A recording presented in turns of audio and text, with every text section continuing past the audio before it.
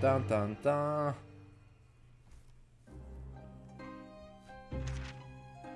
It was a ghastly tale of a winter's night. One of an invisible killer and a crime perpetrated on the pavement along Briar Road. As the victim lay at death's door, the mystery of just who had stabbed the young lady from behind had been resolved. But no sooner had my friend saved that Eastern Exchange student from his harrowing plight, than in the dim, flickering shadows of gaslight did a second bizarre crime rend the stillness of that very night. I dare say most can still recall the sensational... Can we get a note like this in chat? Haunted apartment of death, the condemned criminal's curse, the dread demon of coal gas. Yet, though the great detective had at once discerned the truth upon his arrival at the scene... Hey, wait. It only proved to be the overture that announced the rising of the curtain on a most tragic play. These are supposed to be John H. Wilson's journal, but this is John H. Wilson, the character created by Iris Wilson, not John H. Wilson, the actual John H. Wilson, who is regrettably deceased and has been for a hot second. My name is Ryunosuke Naruhodo. I'm a fledgling lawyer just starting out on my journey. 6 months ago, I arrived as a visiting student of law, having made the long voyage across the sea from the Empire of Japan to here, London, England. And on the way, in quite extraordinary circumstances, I made the acquaintance of a world-famous detective. Currently, I reside in the attic of the detective's own lodgings, from where I run my legal consultancy, of sorts. I've successfully defended a number of clients in Britain's highest court, the Old Bailey. Note, chat, as we discussed a couple weeks ago in the previous Ace Greatest Attorney game, it is not the highest court. The House of Lords is the highest court. This is like the third highest court, at best. So no. But since a particularly grueling and unforgettable legal battle 4 months ago now, I haven't returned to the courtroom. In truth, I lost my right to return. But that epic trial was just one small part of an epic tale, a tale which was now about to awaken from slumber, thanks to a letter that arrived this morning from my homeland.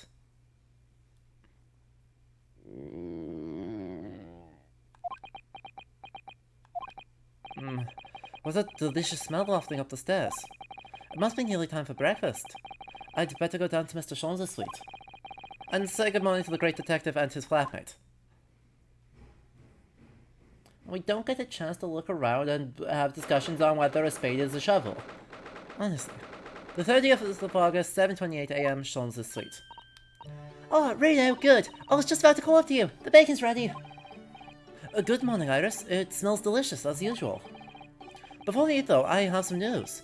I had a surprise this morning. Mr. Sholmes, what are you wearing? Not another one, Mr. Naruhodo.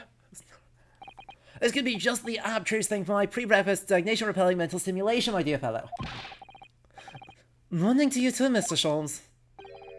Ah, yes. I see. So that's it. Sholmes? Sholmes' personal space. The truth is as clear to me as day. My faculties of observation have revealed it again. What are you talking about? You, Mr. Naruhodo, you have this very morning met with a surprise. Well, is that not the case? Really, my dear fellow, it barely warrants explanation. Firstly, your hair is particularly unkempt, somewhat reminiscent of a bird's nest. Secondly, you have neglected to fasten the third button on your jacket.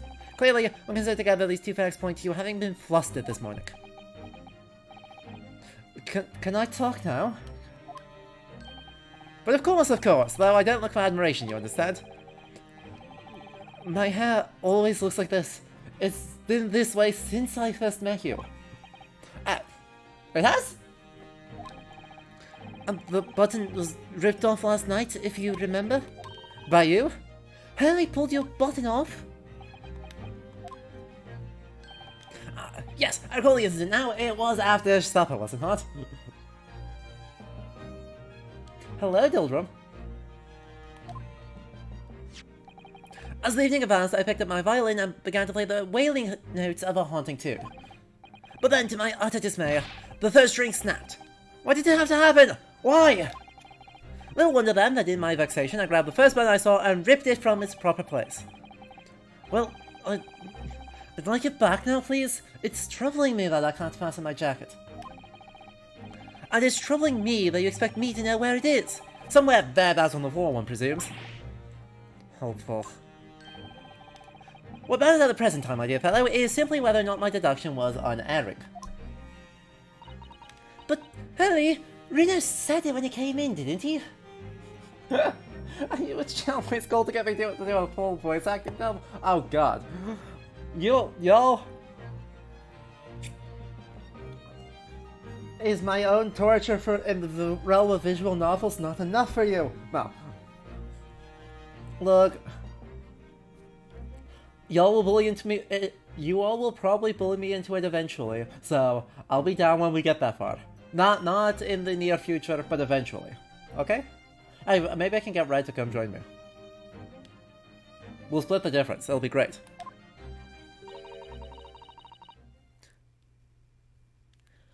I had a surprise this morning. Well, that really is a surprise. Yes, this man is the pride of the British Empire, the famous consulting detective, Mr. Sherlock Holmes. There can't be a single person in the world who doesn't know his name. Alright then, enough of this. Now, Nero, this is Iris, not Irene.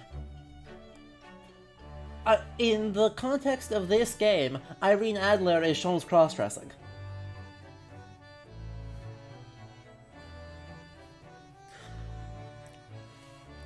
Alright then, enough of this silly conversation. Come and eat this bacon before it gets cold. No, this is Iris Wilson, John H. Wilson's daughter. And Wilson is totally not Watson, what are you talking about? And I have a special new herbal tea for you to try too, my latest special blend. And here we have Iris Wilson, Mr. Sean's lodger and companion. A truly exceptional young girl who's the author of a highly successful serialization here in London. Yes, The Adventures of Sherlock Holmes, as published in Rand's magazine. This explains a lot, doesn't it? So, Mr. Naruhaya, won't you put us out of our misery? What surprised you this fine morning? Ah, well, I received a letter from Japan. Oh, from Susie you mean? Was it? Really? That's right. And she has some rather startling news, in fact. Ah, intriguing indeed. You must tell us all about it over breakfast. Oh yes, what fun! I mean, we've got to look around. It's been like 2 weeks since we were able to look at Ryunosuke's takes on whatever the heck this whole space is. That machine really is imposing, isn't it? But I can never remember its name. Henry calls this his great analytoscope. I can analyze anything at all. That doesn't really help me. What does analyzing something even mean? Ah, an extremely astute question, Mr. Naruto. Sorry? Well, as I said, my machine here spits out analysis results of anything with which you care to present it. But how to interpret those results, that's the key. I confess I have no idea.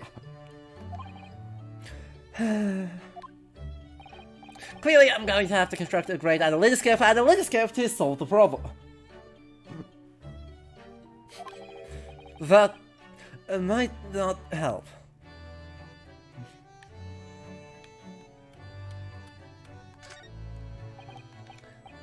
Oh yes, Mr. Schultz's faithful musical companion. Wasn't this violin made by somebody famous? Yes, it's a Stradivarius. Though I'm afraid you have to save up for 100 years before you can afford one, Reno. But didn't you buy it for a song, Mr. Schultz? I found it at a pawnbroker among the forfeited articles. It clearly says Stradivarius on the label. What? The broker had no idea of its true value, see, so I paid a mere 55 shillings for it. Yes, I have something of a turn for shopping. Sherlock Holmes, bargain hunter. I forget, is she selling novelizations as a complete novel, or selling them on a per-chapter basis? She's selling, since she's doing the short stories, right, as in, actual history, Strand Magazine published Conan Doyle's Sherlock Holmes stories on a per-story basis, and he was paid on that way.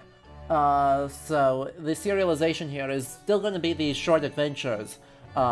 Remember, the one novelization that's been created at this point, since we don't really know a Study of Scarlet or a Sign of Four happened in this canon, the only one we know for sure is Hound of the Baskervilles, and it has not been published. Right, because it wasn't allowed to be, because Sherlock Holmes asked it to not be published. For reasons that we may or may not get into soon. But is it really a Stradivarius then? But of course, my dear fellow, it says so on the label. I think perhaps the ignorant broker had something of a turn for selling.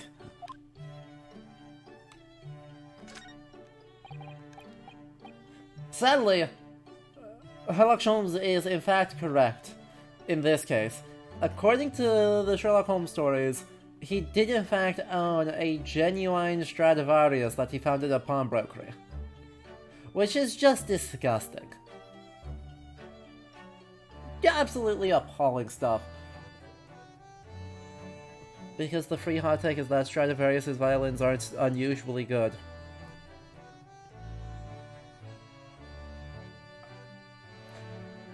It's pretty spicy. Books, papers, scientific implements? These shelves are stuffed to the gunwales. Miss Susato wouldn't be able to help herself if she were here. She cannot stand mess.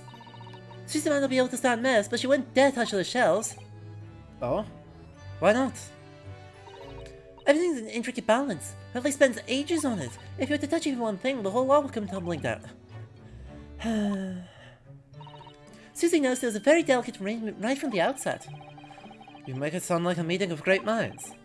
But the truth is, Mr. Holmes just needs to tidy up.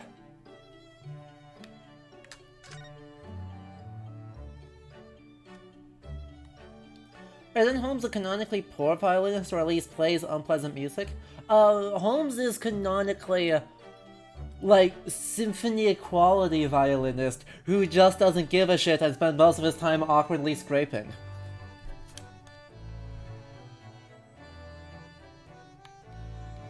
It's really quite distressing when it comes down to it. Oh yes, the huge metal chest with the lace clothlight on it being used as a table for tea and coffee. It's very sturdy, that's for sure, and firmly locked shut. That chest contains my father's detailed records of Hurley's many cases. Yes, so I've been led to believe, though personally I've never actually seen inside. And that's the way it will stay. Those papers are a secret between Daddy and me. If you go opening it uninvited, you might find yourself being bitten. Well, is there a beast inside there or something? Also a bipolar mood. When it gets to this time of year, Londoners seem to leave the house alight all day long. I don't love it. There's something very relaxing about watching the flames flit and dance about. But a fireplace in days of summertime is a waste of space. Really no use at all. Rather like a great detective in days of no crimes and no criminals, Hurley? But consider this, instead of a fireplace, a frost place. That's my latest idea. An extraordinary hearth from which emanates a cool breeze in the hot summer months. What do you think? I think if you invented such a thing, your name will go down in history. The principle is extremely simple. One must of course light a cold fire in the hearth. Yes, of course. Brilliant. The trouble is, none of the fires I built ever burn cold. How it taunts me! So, as you British say, it's a bit of a damp squib?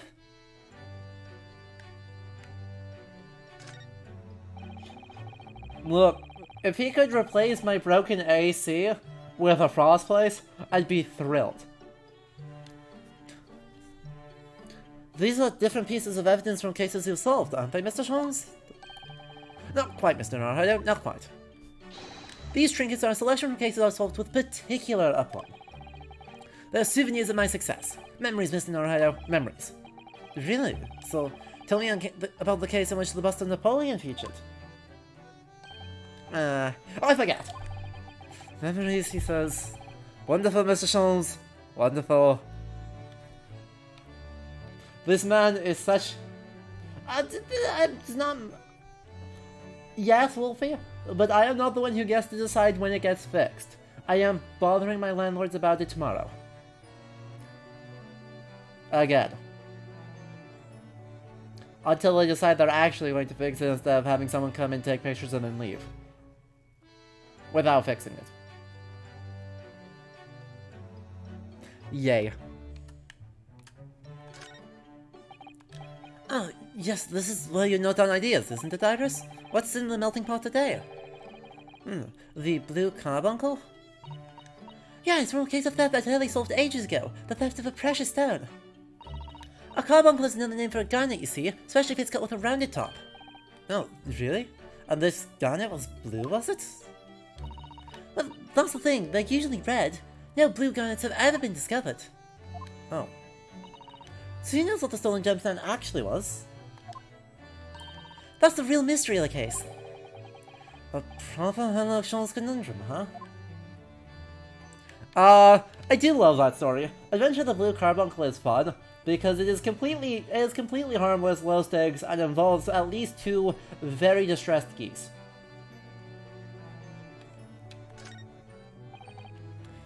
There are so many different bottles up there on their charming little set of white shelves. Oh, do be careful, Bruno. You mustn't try the contents of any of those bottles even if you're hungry. I wouldn't do something stupid like that. I'm not a child, you know. Well, I wish I could say the same for Hurley. The other day he polished off a full bottle of one of my alkaloids. What? He said he was hungry. I'll be extra careful.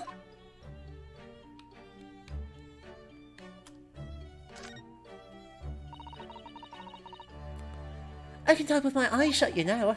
I can believe it. When the deadline's approaching, you sound like a Gatling gun.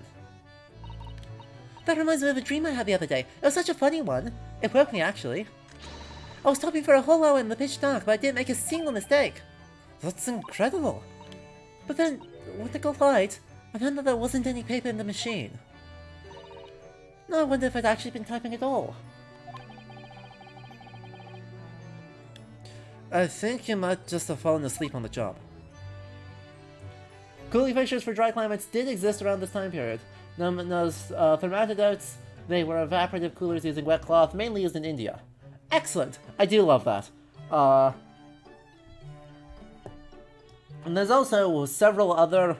I know, like, North Africa has several, like, pseudo-air conditioning systems that were in place from the Middle Ages into the 19th century, the turn of the 20th century, with channeling airflow through the walls of buildings in order to create increased ventilation and keep things relatively pleasant. So, there's a few different systems there, but yeah. Well, this dude, he routed all of his brain cells to his stomach lining in order to protect himself from the alkaloids. Clearly. There's no flaws with this logic whatsoever. Like, adamantium. An adamant stomach right there.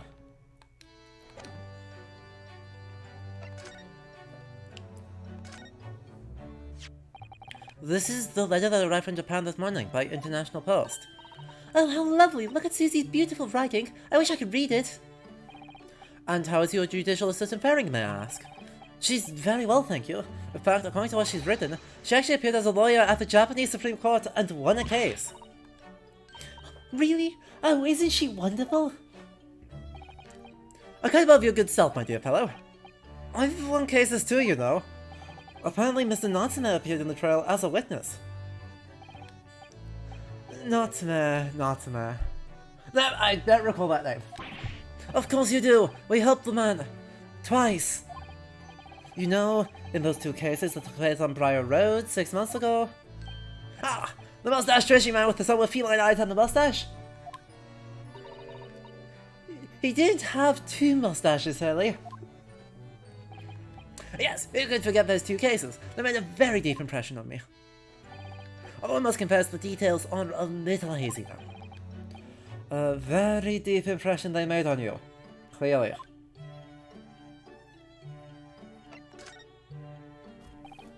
So, what was this startling news penned by Miss Susato? Do you remember the case of the haunted lodgings, Mr. Shons? Ah, yes, it's very interesting, you know. I don't feel entirely uncertain that a case of that nature did not occur. He's totally forgotten then. Anyway, in her letter, Mr. Sato asked that we read over her case notes again and investigate further. Though it took place a half a year ago? For what purpose? Because of something that Mr. Nansen has said to her. Apparently, he suggested that the real reason why she was called back to Japan so suddenly might have something to do with that case of the haunted lodgings. Hello, Escudo. Welcome. We have alternate costume Sherlock Holmes right now. Oh? On Mr. Natsuma's return to Japan, Mr. Sato's father questioned him about the case, she says, and something Mr. Natsuma said appeared to trouble Professor Makotoba, prompting him to send that telegram. Oh, that case! Yes! It was very strange, wasn't it? Yes. And I compiled the whole story into a nice, neat manuscript ready for publication, too. But then Hurley here was all funny about it, remember? He was very mean. The story must not be published, he said. Very mysteriously as well. Really? I said that? Are you sure? Do you perhaps know something about it as well, Mr. Shons? About why Miss Susato was suddenly told 4 months ago that she had to return to Japan?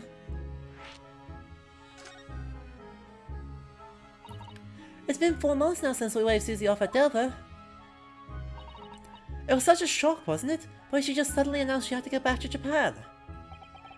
Indeed it was, due to a telegram she received from her homeland, I believe.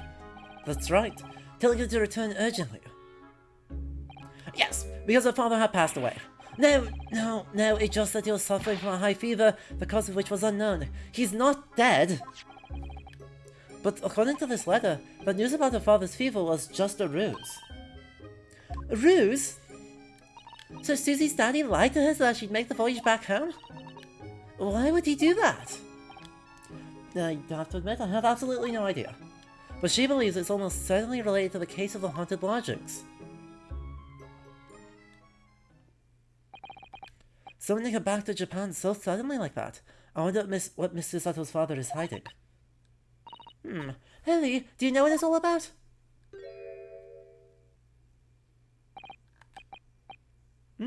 Oh, well, you can say. What? But you said... Please, I have engagements, my dear fellow. My calendar is quite surprisingly full today. He's adorable. Look at the little fox mask.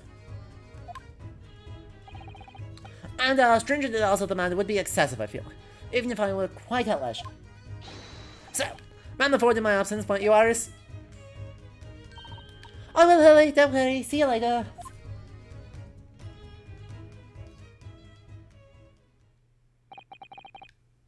He scuttled off rather quickly there.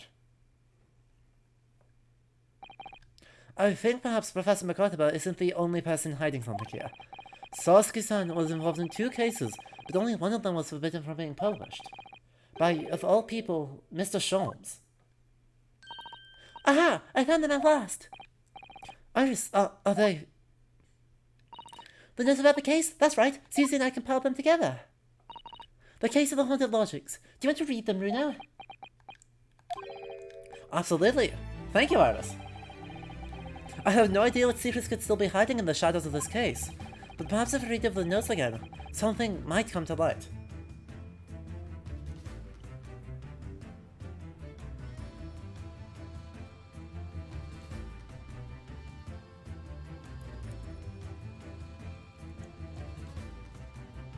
Dance party chat.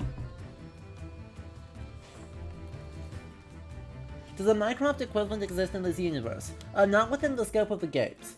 Minecraft, well... I suppose technically, like, Ryodousuke, sort of? But no, there is no, like, Shon's brother runs the government. It is just Shon's. Thankfully. Minecraft is the least necessary addition to Sherlock Holmes. His absence is not missed.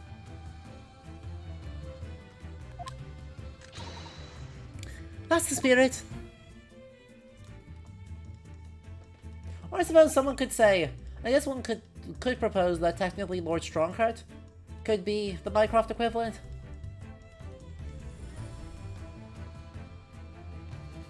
And so, Iris and I decided to read over the case notes again together. Everything from what happened to our investigation and that fierce battle in court that followed. Reliving every detail, I just need to find a clue. And I have all the time in the world, because of course, I'm no longer allowed to practice law in the courts of Great Britain.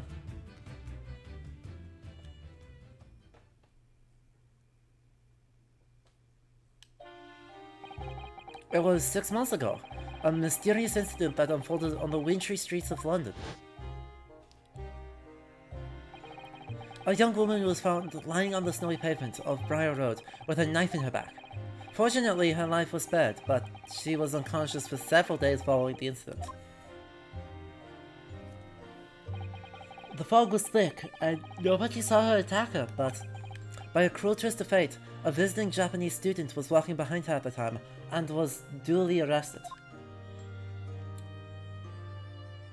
The man was Soseki-san, and the man who effected his arrest was Mr. Sholmes. Believing in our compatriot's innocence, Susato-san and I decided to represent Soseki-san in court. And after a grueling trial of many twists and turns, we finally managed to prove his innocence. Joyful, joyous, jubilant jubilation! Was the man's reaction after the trial, but his jubilant jubilation was short-lived. We received a telegram from Mr. Sholmes the following morning. The victim of the Briar Road stabbing has regained consciousness. Hurry to Baths at once. So Susato-san and I summoned a hansom and headed immediately to the hospital.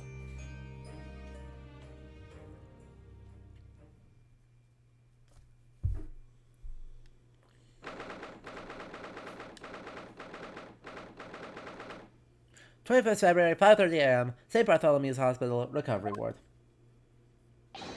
There you are at last! Good morning, Mr. Sholmes. I think not. Oh! Susato's alternate costume, let's go! So, chat, what's going on here is that in Great Ace Attorney Resolve, they added alternate costumes for our trio of main characters. And I have turned them on for this case. And probably next case. And then we'll go back to the correct costumes for the finale. But for the next two cases of Great Ace Attorney Resolve, we're going to have alternate costumes. Isn't it incredible?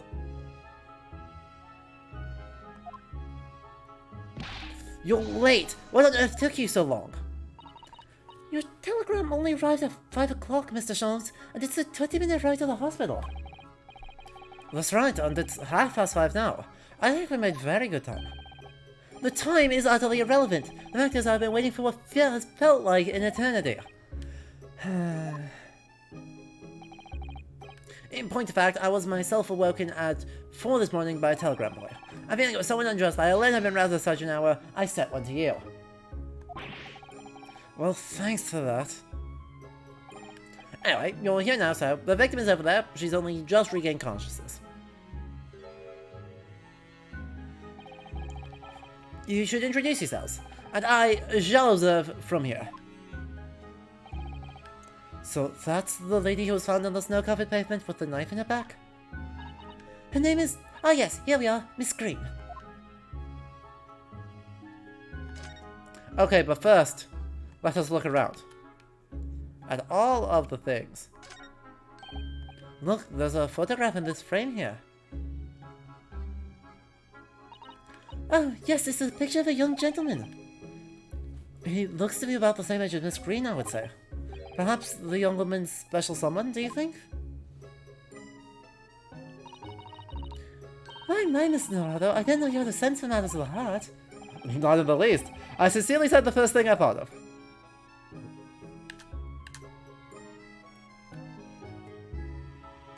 Naruhodo Ace?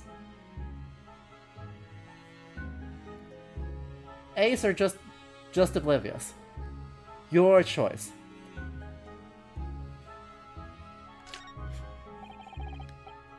This rounded wooden figure isn't the most charming, is it? I don't think that's a decoration, Mr. Naruhodo. It's an artist mannequin, I believe. Used when practicing sketching the human form in different poses. Really? It's not exactly what you call a typical figure for that purpose, though, is it? No, I suppose not. I confess I've never seen one quite so full-bodied before. But if you want to draw a full-figured person, it's the right tool for the job.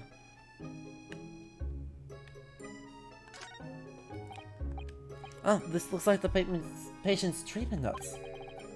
Do not feed. What is this place, a zoo? You know, I seem to remember seeing an almost identical sign in our local park. For the pigeons, yes. This is a person. Poor woman, I hope she hasn't read this. Yike. I'd say that this is a particularly Victorian thing, but it is regrettably also a particularly 21st century thing. Yike.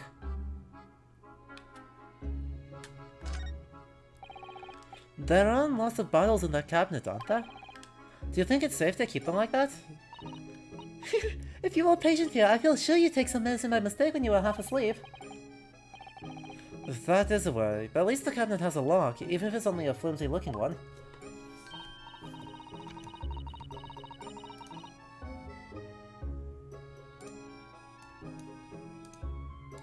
I've no doubt you'd manage to unlock that somehow while you were half asleep as well. There are limits to even to what I can do when I'm half asleep, you know, Mr. Zato. Let me guess, they're all different flavors of cocaine. They're not all different flavors of cocaine. Ah! A mouse, Mr. Naruhodo! An enormous mouse! Oh. Vermin in a hospital? That doesn't seem the best. But it looks like a very healthy specimen, doesn't it? It's very plump. I'm not sure that we can say that's down to the excellence of this facility, if that's what you were thinking. Okay, but it's cute.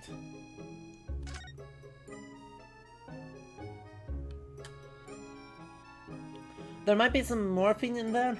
Ah, well, I'm not sure if it would more accurately be morphine or just opium. Probably a little bit of both. Varieties in our opiate addictions.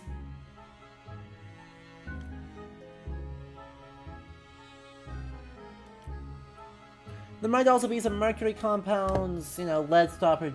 Nothing jars will be stoppered with lead. You know, just really go all in. Potentially even some arsenic compounds. Oh, you could... Well, there should at this point be regulated snake oil medicines. You still might have some arsenic compounds making their way in for mixing. Which, as we know, will go very badly for everyone involved. Because arsenic. You know, medicine and rat poison, same difference.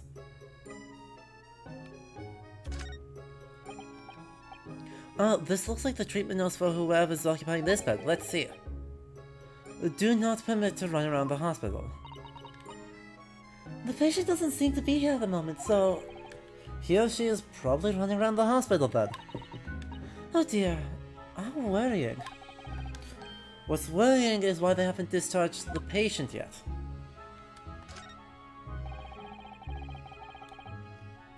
There are all sorts of medicines in this cabinet, look. I'm not sure if it's safely within reach of everyone like this. Yes, you're right, I can imagine if you were packaged, you might try a whole bottle or two. Well, at least there seems to be a little lock to secure the cabin doors. I don't imagine that would stop you if you were hungry. I worry that you'd break the lock. Hunger doesn't turn me into a criminal, you know, Mr. Zato. Makes the leeches sound like a swell idea. Hey, leeches have legitimate though limited medical usage. Mostly in cases of clotting. Good morning.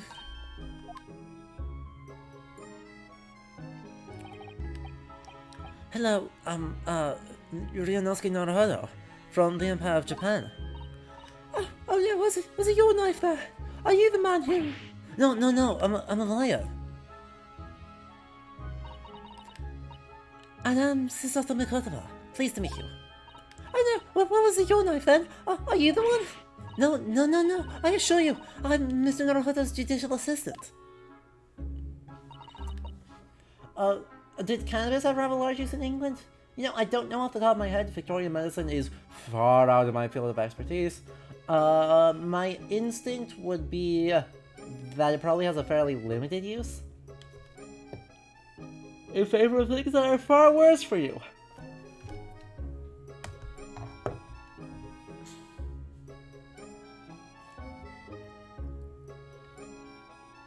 But I would have to do more research to answer that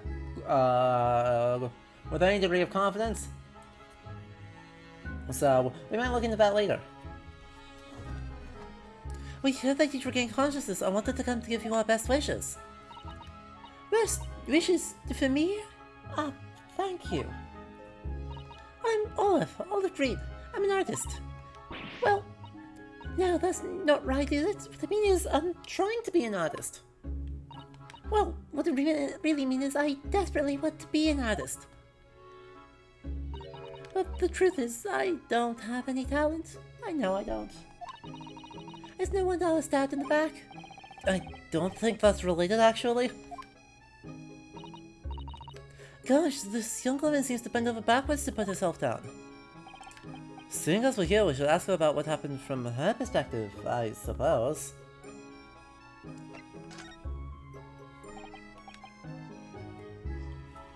So, you're an artist, are you, Miss Green? Oh, no, I couldn't possibly claim that. I'm a fledgling artist at best. I mean, I'm a student of art, really, at the Thorndike Academy of Fine Arts. Oh my, in the Academy of Fine Arts. Great Britain is such a wonderful country. Tell me, Miss Green, do you live hereabouts? Oh, no, actually, I don't deserve it, but I have a little flat on Brixton Road. I see. How very interesting. Oh no, is it? Brixton is some 10 stops away on the underground from here. And Thorndike Academy is a mere 3-minute walk from Brixton Town Centre. Does that matter, Mr. Sholmes? Perhaps not, but Briar Road is a far less salubrious part of town by comparison, built in by those of inferior means, including the maleficent Mr. Mustache. Inferior means? I suppose Sosuke-san does fit the bill. It struck me as somewhat out of the ordinary for a young fine arts student to be walking in such a district. That's all.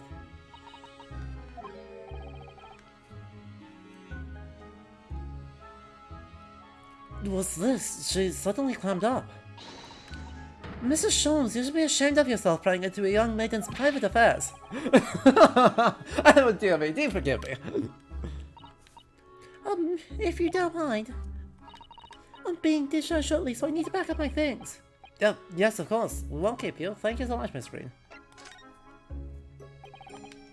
To suddenly be struck in the back by a blade as you were walking along the pavement.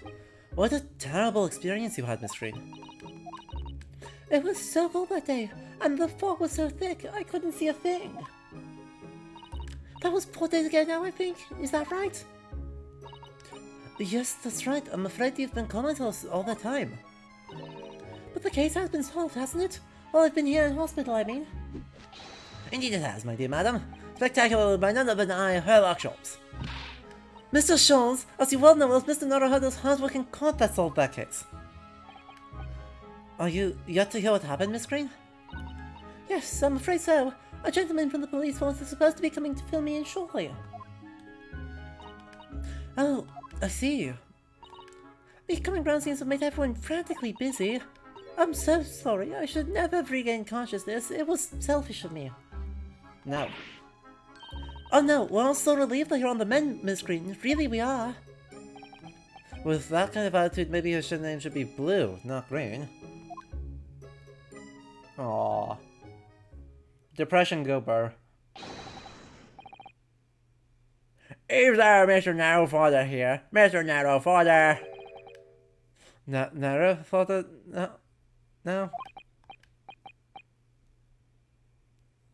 Well, if you're looking for Naruhodo, The lawyer, that's me, bud. Ah, Mr. Narrowfather. Get. This is for you. There's a message from Mr. Saucy Nutmeg. Mr. Natsume? Sent a message? To me? But won't the policeman be delivering a message from Mr. Natsume? Exactly. What's going on? What's the Scotland Yard constable doing playing delivery boy at this time in the morning? Natsume. This is the part of London history when the underground is considerably less than completely underground, I think. I believe so, yes.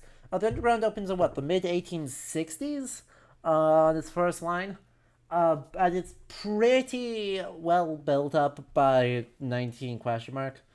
When the time period this game takes place. But certainly nowhere near its current size. I believe it's pretty much like the circle and district lines, that central loop, are the main thing. And I think you're right that part of the line and some of the new constructions as they're expanding it are still not underground at all. It's the thought that counts. They had intentions to get underground eventually, and they mostly succeeded. What are you waiting for? Let me see that. Oh. Well, this is most unexpected. Is something wrong, Mr. Shams? Is something wrong, Mr. Shams, he says? Have you not seen this note? No, how could I have? It would seem that London's criminals have no intention of letting the great detective rest. A new case calls. A case of murder, no less. We must depart at once. Murder? Call a cab. Time is of the essence. But the trouble is, we've yet to read Mr. Natsume's note.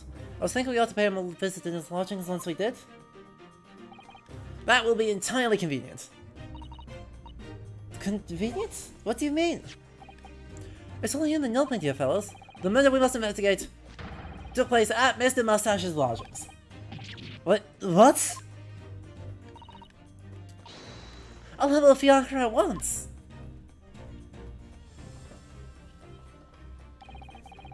It was only yesterday that Sasuke-san was in court and we were dispelling doubts about his innocence. And now, the very next day, there's a murder at the man's own address? He may very well be the unluckiest man alive. Almost so it seemed to us at the time, but we're soon to discover it was worse than we thought.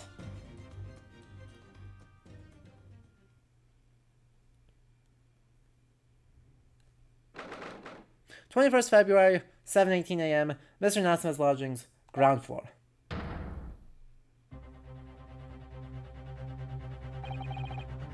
What on earth?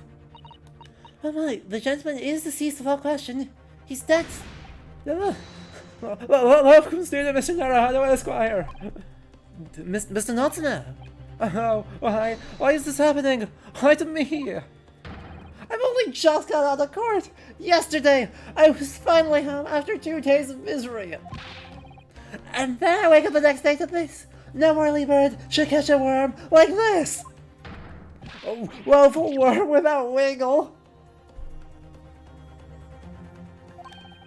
I see you in high spirits again this morning, Mr. Mustache. Not the horrible haired lock, Sholmes. Shoo! Shove off! Show yourself the door! I never invited you! Mr. Sholmes came here with us. I'm quite sure I'll be able to help you, Mr. Natsume. I am entirely at your disposal, Mr. Mustache. What can I do for you?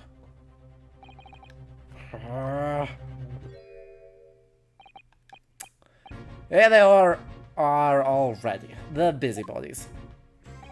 Ah, Inspector Gregson, what a pleasant surprise. Pleasant, is it? Gives me heartburn every time I see your face at a crime scene, Sholmes. Ha! I deduce, Inspector, that your heartburn is a result of your excessive consumption of fried food. Good morning, Inspector. This is a crime scene. Don't you get touching anything? Well, good morning to you too, Sunshine.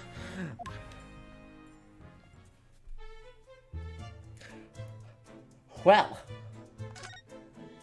we wasted no time today.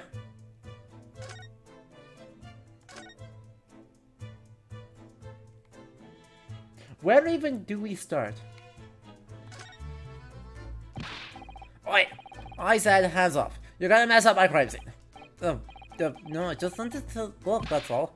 No chance. I know you can. You'll mess it up just by looking at it. Ugh. Someone's in a bad mood.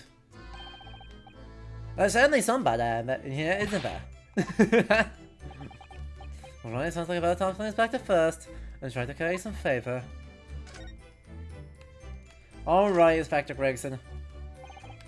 So, Inspector, what was the victim's name? Who was he? Mr. William Shamspeare. He was a lodger here. As you can probably tell, he was an actor. But if a loss that happens, or just dead. Mr. Shamspeare. It was the landlord, Mr. Gardeb, and the other lodger, Mr. Knotsmer, who found him. The bell didn't rise as his usual hour, so Gardeb got worried and kicked the door down. Gardeb? But doesn't Mr. Gardeb have a bad leg? Ah, yeah, you're right there. It was a jittery Japanese hunchback there who actually did the kicking. Really? Sosuke-san? The victim was pretty hard up, it seems. Even done some time inside for petty crimes. He had no money, no place to go, and no friends. His only acquaintances were the people in this house. Miserable life and a miserable end to it. So, what exactly is Mr. Knotsman still doing here? He's not involved in the investigation, so shouldn't you have sent him away from the crime scene? Well, not saying it's because the bell looks odd or anything, or that he acts suspicious. I thought it would be pretty exhibit for the cohabitor. You nearly said culprit there, didn't you? Oh dear.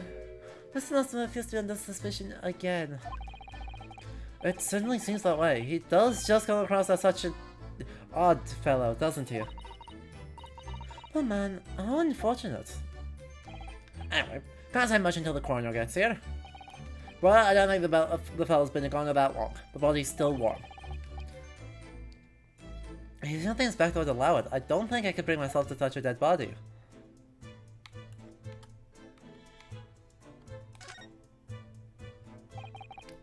What a terrible thing to have happened. It's only been 3 days since I was arrested for the incident on the pavement outside.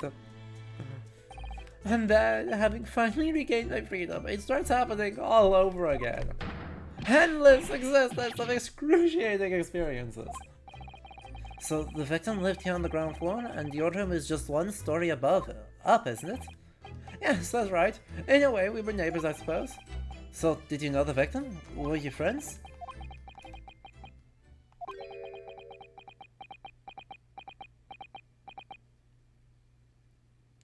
Well. What's the matter with Sosuke-san now? It was an innocent enough question, wasn't it? Why does he seem so shaken by it? Well, I suppose he wasn't a complete stranger. But he ever invite me to his room? Never! On my honor, I swear it. What an extreme reaction. Welcome to Ace Attorney Universe, Flowery Space Karate. Like, that's just... Fast turnarounds for those trials are just the way things work. 2 to 3 days. Thanks to shenanigans. You're probably wishing you'd never asked now, aren't you, Mr. Naruto?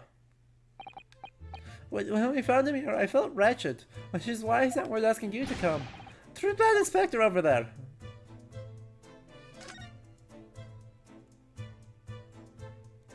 Exquisite.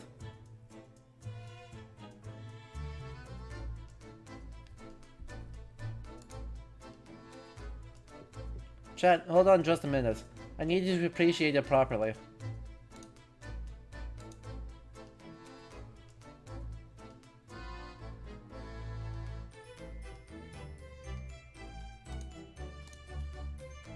Gorgeous.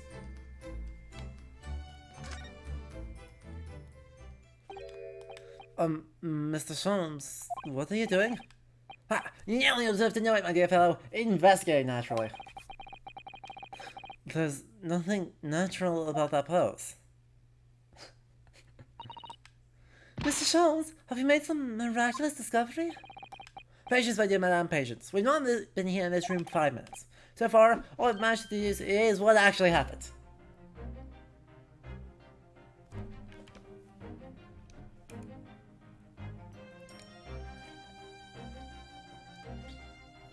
What? My goodness, but isn't that everything we need to know, Mr. Sholmes? Now you're present, yeah, I believe one could indeed see it that way.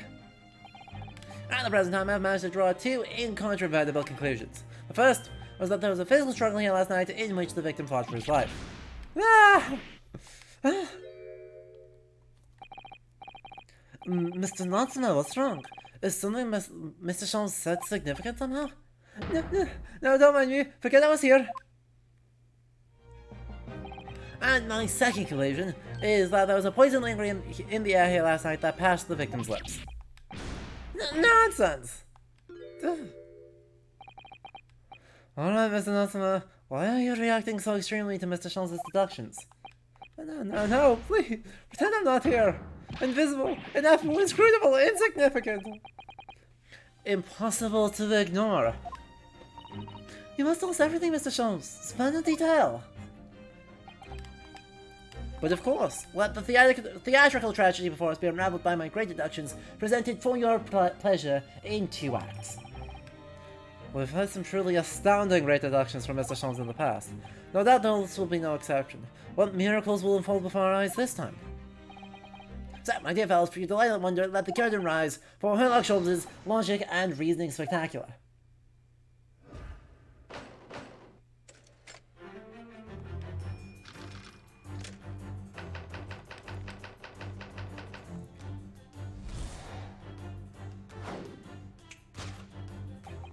Careful observation of the victim reveals to us the events that transpired in his disconsolate room last night.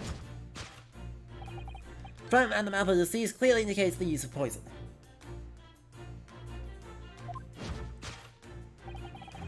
Next to the victim, we notice a large dining plate which contains, you will observe, 1/2 of a sizable bar of soap. Meaningful? Indubitably.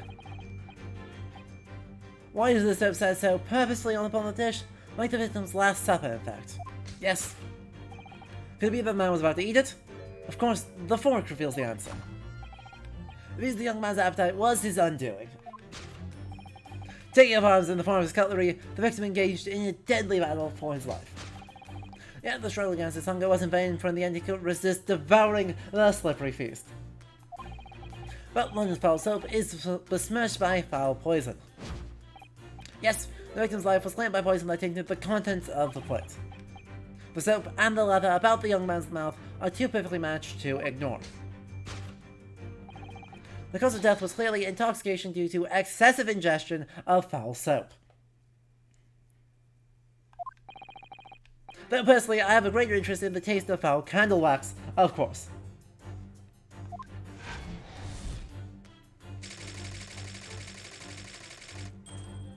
Sholmes.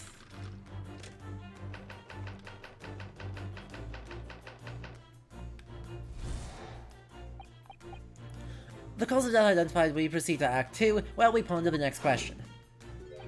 Was this suicide or murder?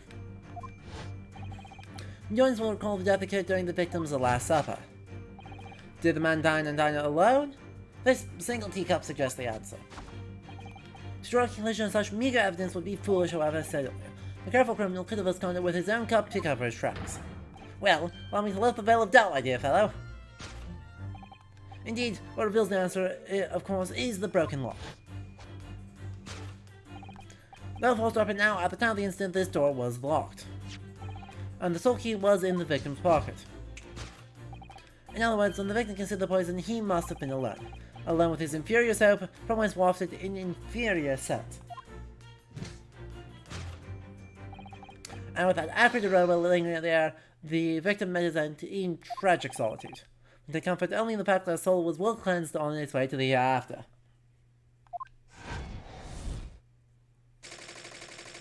What?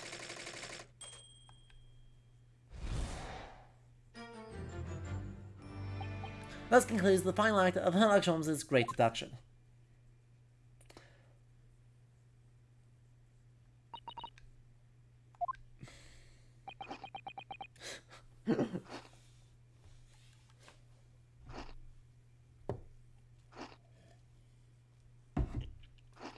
The infinite cone of fish and chips is not impressed.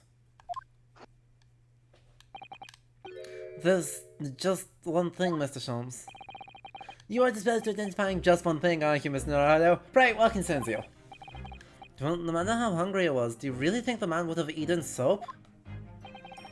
It is quite apparent the man had barely a penny to his name.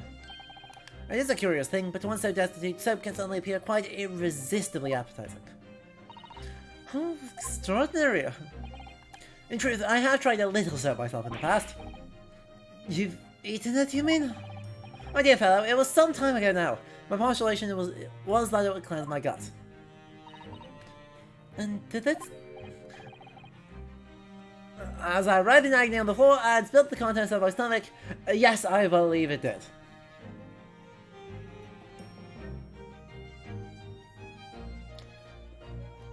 Agalias, you have a knack for identifying what is important in this case.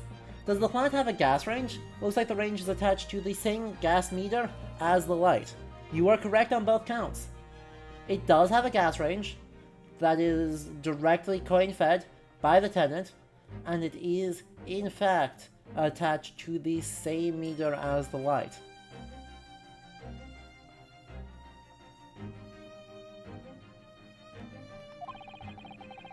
The experience taught me a valuable lesson. Soap is quite poisonous. It has an unpleasant taste and leads to great discomfort. In summary, I cannot recommend it. Believe me, I wouldn't eat it even if you did. Renosuke, you said that wrong. I wouldn't eat it specifically because you did. There's something that troubles me as well, actually. Oh, what's that? It's Mr. Natsume. I couldn't help notice him shuddering and quivering out of the corner of my eye. Also, Mr. Sholmes' deductions touched the nerve somehow. Nonsense.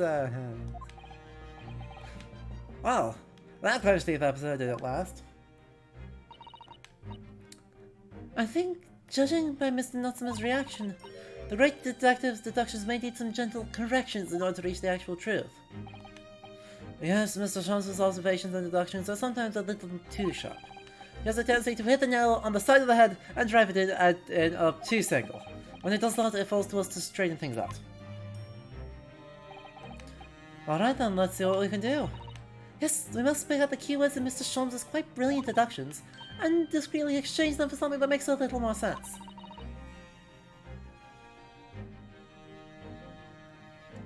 If we can do that, I'm sure we'll arrive at what Mr. Sholmes meant to say in the first place. In that case, are you ready for the second performance of the day? Once again, my dear fellows, for your continued delight and wonder, let the curtain rise for Sherlock Sholmes' logic and reasoning spectacular.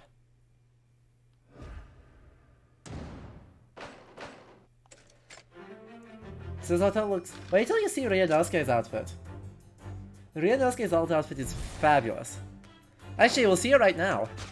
Okay, soon. Careful observation of the victim, blah blah blah blah. Continue to twitch.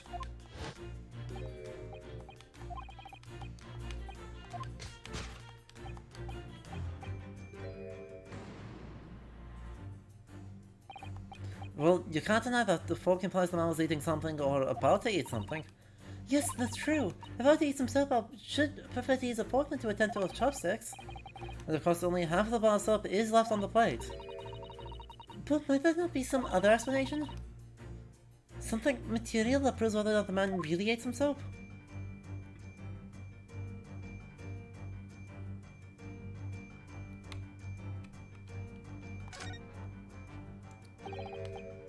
I suppose you'd eat soap with a fork, wouldn't you? I don't think it's a question of which implement you use. You shouldn't eat soap, full stop. But then why? Why does the man have a fork in his hand? Oh dear. I understand your frustration, Mr. Norado, but please don't take it out on me. The point is, if the man used his fork to eat the soap, we wouldn't be changing Mr. Sholmes' deduction. So we really have to consider some other clues. The other piece of soap.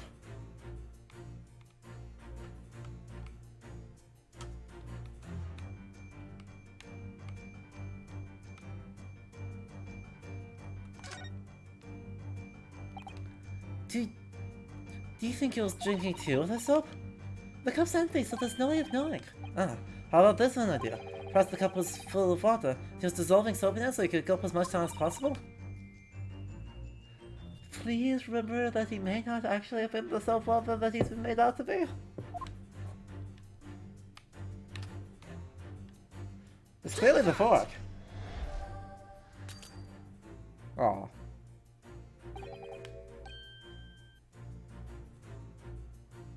What purpose does a fork serve? It's an implement for eating. What do people eat? Whatever is on their plates. In other words, it couldn't be clear. There's no how. With that answer, you haven't righted my reasoning in any way. Ah, yes, that's true. As a logician, you will never surpass me. The science of deduction and analysis requires long and patient study.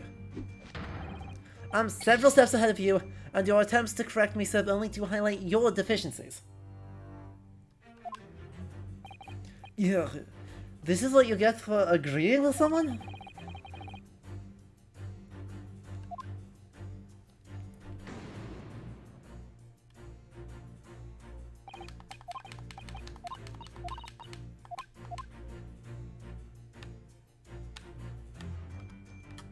Take that!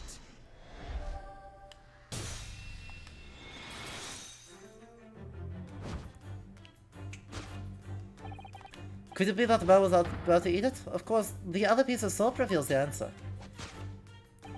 It being the other half of the soap on the table. In short, the victim was not eating soap at all.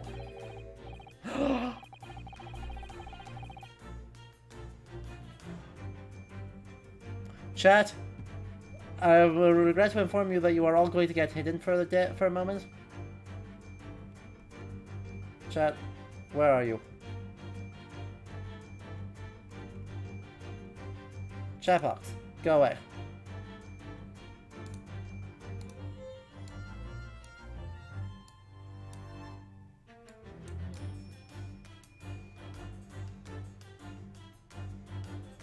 This is important content.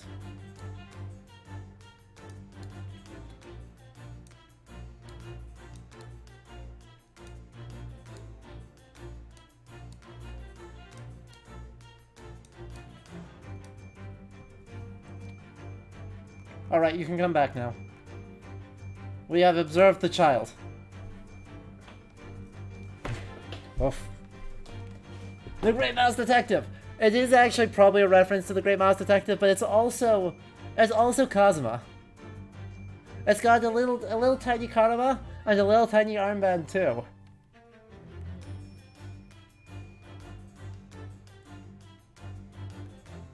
Sholmes, he ate the soap.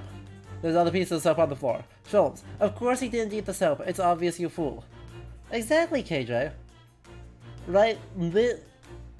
The question is Sholmes a moron, or has his brain transcended all measurements? But it's obvious, really, for no death of hunger could drive any man to attempt to eat soap. Even I, with my unquenchable thirst for practical knowledge, took only a single bite. But that begs the question of how the man was poisoned, because there's no sign of any food on the table. An excellent observation, Mr. Naruto. I want that furnishes us with the answer we seek. For London's foul soap is besmirched by foul poison. Yes, the victim's life was claimed by the poison that tainted the contents of the plate. Mr. Sholmes is still pushing the soap argument then. Perhaps he's suggesting the man licked the soap rather than ate it. If soap in London is that poisonous, I don't think I want to be washing my hands with it. But there are no signs of any food in this room at all. Of course, food isn't the only thing that passes people's lips, is it?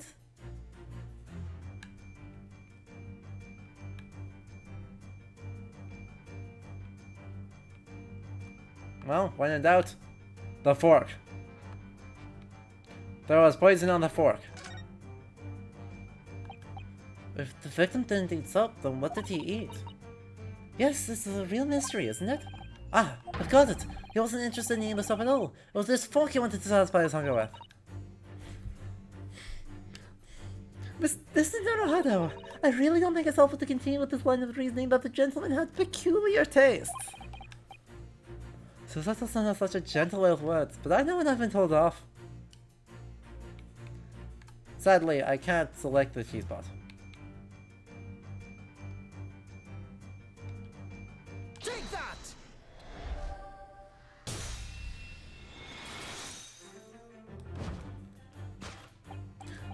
Yes, the victim's life was claimed by poison that tainted the teacup.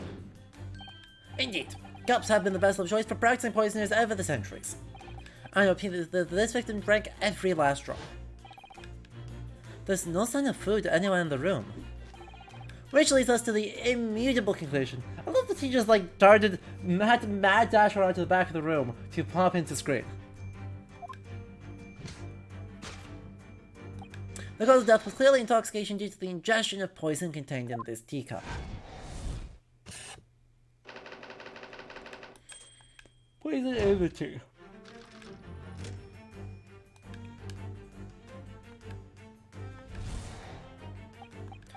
The cause of death identified, and we proceed to Act 2, where we ponder the next question. Was this suicide or murder? The audience will recall that death occurred during the victim's Last Supper. The man dine and dine alone, the single teacup suggests the answer. Rule 1. Sholmes is right. Rule 2. Sholmes is always right. Rule 3. When Sholmes isn't right, refer to rules 1 and 2. Well, that's about right. The Western vessel for the fused hot drinks again. It's already featured heavily in our deductions so far. Yes, we can imagine that shortly before his death, Mr. Shamspeare was having a drink of tea.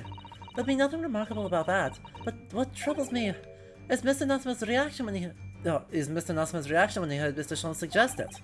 There's more to this deduction than it seems. We must closely examine the scene of the crime again for some more clues.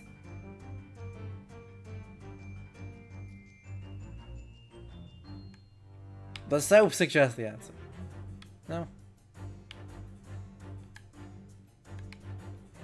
Literally the options are the fork and the other teacup. Take that!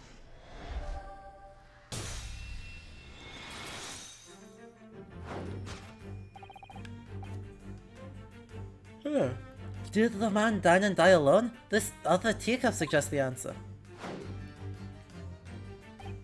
Yes, there were 2 teacups in this room all along. In other words, this is a strong indication that the victim's Last Supper, there was a guest present. At the very least, we can now say with certainty that somebody else was here in this room last night, taking tea with the victim. Ooh, what are you talking about? Utterly, unbelievably, unjustly unreasonable. To draw a conclusion on such meager evidence would be foolish, however, certainly. In which case, what more can we deduce about this possible guest at the table? Well, allow me to lift the veil of doubt, my dear fellow. Do you mean to say you know who exactly was in this room at the time of the victim's death? Indeed. What reveals the answer, of course, is the broken lock.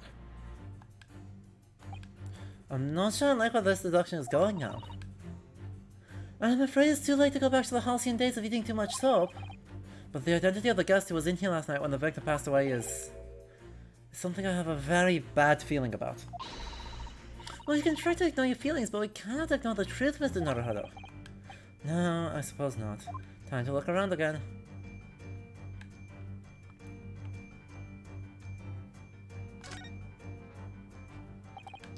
At first glance, it seems that the only things in this room are the makeshift stage and the costumes.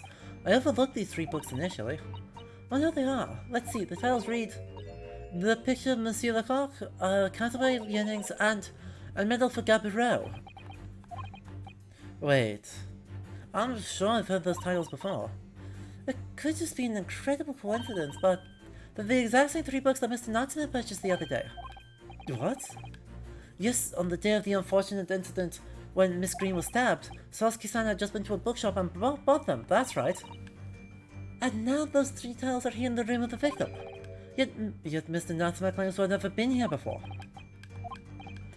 What does this mean, do you think? I really don't know what to make of it. Take that!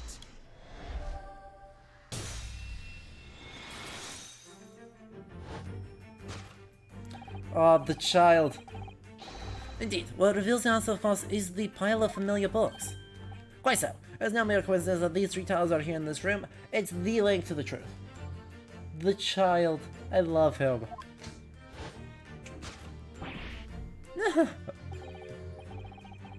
Mr. Natsume, you purchased these books 4 days ago at a second-hand bookshop. I bet it's just a coincidence. In that case, you will be able to bring the same 3 tiles from your own room, will you not? This very moment. No, never, non-negotiable. If you can't bring your own copies here, it proves that these 3 books aren't in fact yours. It doesn't actually prove that, but we are bullying them. We are bullying Sasuke Natsume. That probably deserved. He was kind of awful to us last case. Having purchased the books 4 days ago and returned to your lodgings, you were arrested the very next day. So you could conceivably have brought the books here on that evening, but you never mentioned that. In other words, you could only have brought these 3 books here to the victims' rooms.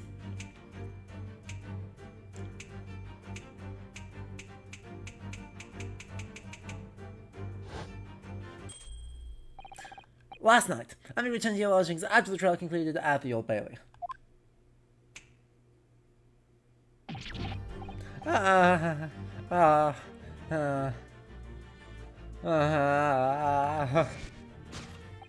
In short, there is only one possible conclusion. The victim died in his room last night as a result of poisoning. And that same night, the victim had a visitor. And that visitor...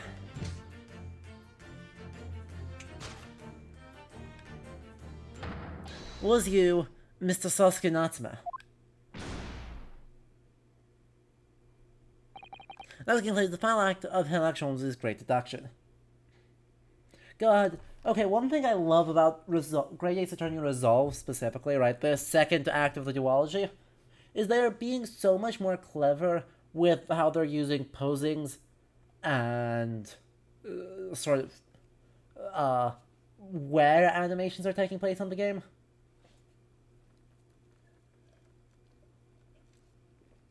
Right, so they're doing a lot more close-up shots, and they're doing a lot more snap jumps in the animation than they did in Great Ace Attorney Adventures, and it pays off so well. It makes these deductions really have like the next level of flair to them, even if it's very funny to imagine Mr. Sholmes running in and out of the camera depth to get the posing just right. It's very video gamey to have him just like pop in forward and back, but also very funny to think about the IRL.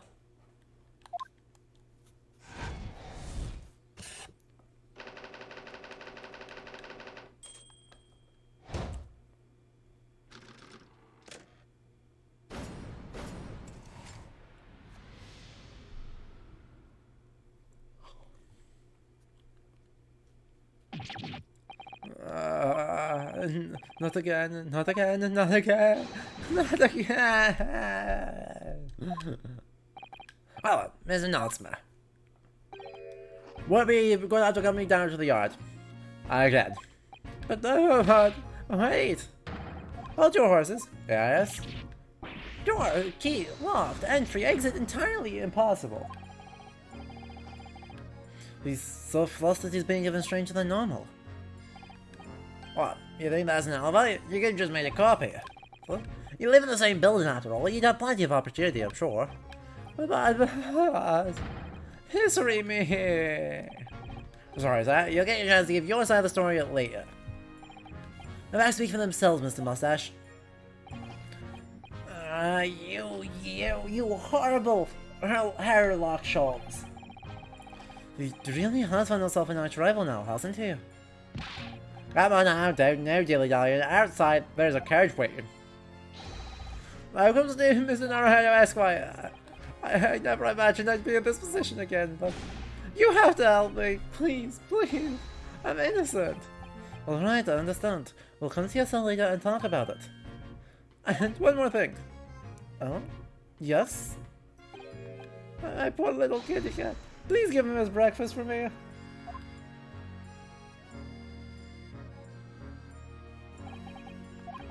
And so, his evil curse still apparently unbroken, Sasuke-san found himself once again the prime suspect in a case of murder.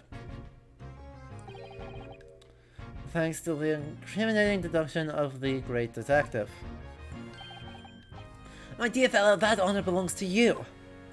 Oh, don't remind us, Shoals! Well, at least that means Inspector Grayson is no longer here. We can examine the crime scene in more detail now. Yes, that's right. And, of course... What? Have you forgotten what the inspector mentioned before? It was the landlord, Mr. Garrideb, who discovered Mr. Shamspeare.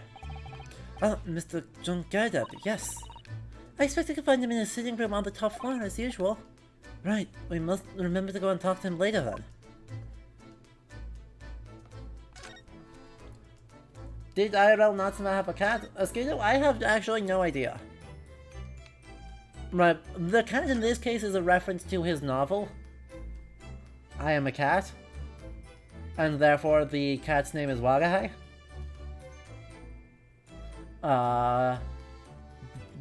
So I assume he, well, at least liked cats enough to write a satirical novel pretending to be a cat. Whether or not he actually owned one, I don't know off the top of my head. He munches... Anyways, I think there's at least one animation where he munches on the chips as well. It's just, it's an Infinicone, and so the fish... We notice the fish replenishing itself significantly more. There's not much on the shelves, is there? Just this wine glass and bottle. And both of them are cracked. Yes, not much use, are they?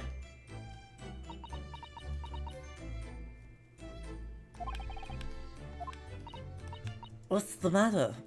Oh, I was just reminded of the Reaper, that's all. Prosecutor Lord Van Zeeks? Yes, he's so reckless with his wine glasses. I was thinking it's a waste and he should donate some to the needy. You can suggest it next time we meet. Look at these extravagant, bright costumes. Somehow they look out of place in this room with its grim, shady goings-on. This one looks like a king's attire. A king? I've always dreamt of being a king. Oh, I think you'd be more suited to a feudal lord, a daimyo or such like. With a chonmage top knot? Every Japanese man wishes he had a chonmage. Oh, you'd look wonderful with one, and you already have the sword. Can you imagine what would happen if I walked around the streets of London with a chonmage and a sword?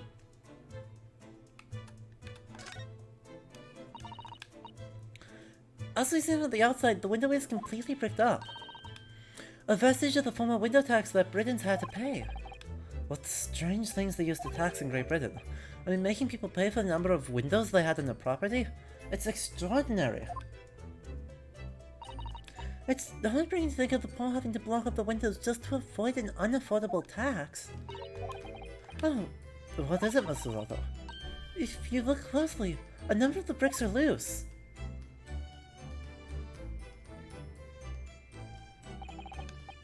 Oh yes, it looks as though an amateur has broken out a few of them just here. Was it Mr. Shamspeare who did it, I wonder? Being the launcher renting this room. Oh, look at this, Mr. Naruto. On the outside there's a little ledge. And there's something on it. What? Outside?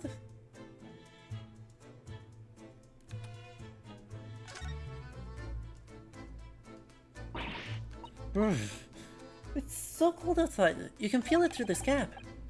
It did snow last night. It would be cold. But more importantly, what is on this ledge of there? What are those snow-covered lumps? It's more balls of soap. Soap? What are balls of soap doing right up on the ledge outside the window? I have no idea. The pair of them look rather charming like that. Still, that's very strange, isn't it? Balls of soap lined up outside the window. I think perhaps we should take one. There are two, after all. Oh dear, I suppose we could. Oh, what's this? Look at the soap. Do you see? In the middle there? There's a patch that's a different color. It's sort of transparent, but some sort of fancy design, I suppose. Only in Great Britain. It looks like the Honomaru flag of Japan, doesn't it? How wonderful! It's probably a very expensive brand. Expensive? Then what's it doing to this ramshackle old room?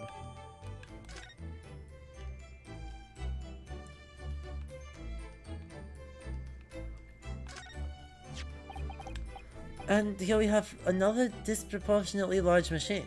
This looks like a meter of some kind. Ah, this is a gas meter, I think. It seems that in this district, residents pay for gas as they use it with coins. Ah, I see. Yes, now you've pointed it out. I can see that there's a slot just here that looks like it would take a coin. So you mean if you put a coin in there? That's right, that'll buy you about 2 hours of gas for lights and heating. So, if you were a poor person with no money, you'd have to sleep in the freezing cold? Yes, or if you were a scatterbrain with no change because you forgot to exchange your money at the bank. Thank goodness there's no meter in our office.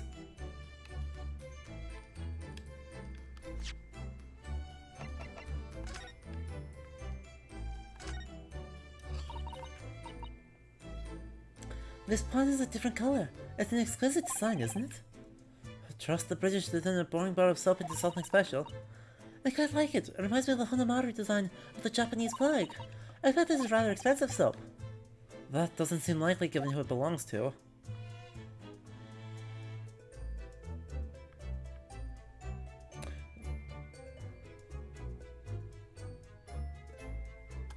Does he make soap?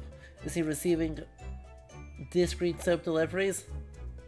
I think neither of those are particularly likely. Is the guy using the little round bits in the soap as fake coins? Definitely one of those options. Right, he's either getting discreet shipments of soap or he's making fake coins out of the ice. This is a gas wall light, isn't it? It must be connected to a gas pipe in the wall. Gas lights, a gas stove. London really is a city of gas. But now that I think about it, Mr. and Mrs. Garthab had an open fire on the top floor, didn't they? Oh yes, you're right. I don't recall seeing a gas stove up there. Well, I much prefer a real fire anyway. It's so much cozier.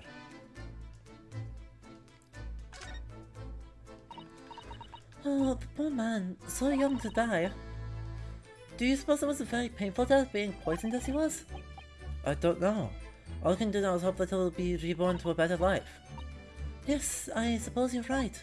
I wonder. Do you think that putting our hands together in a Japanese prayer will help a British soul? Sorry?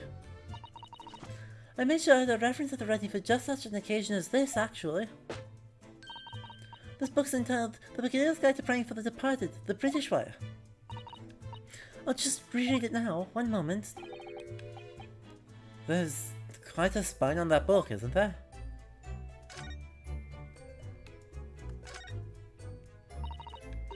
This is some sort of makeshift stage, I think, isn't it?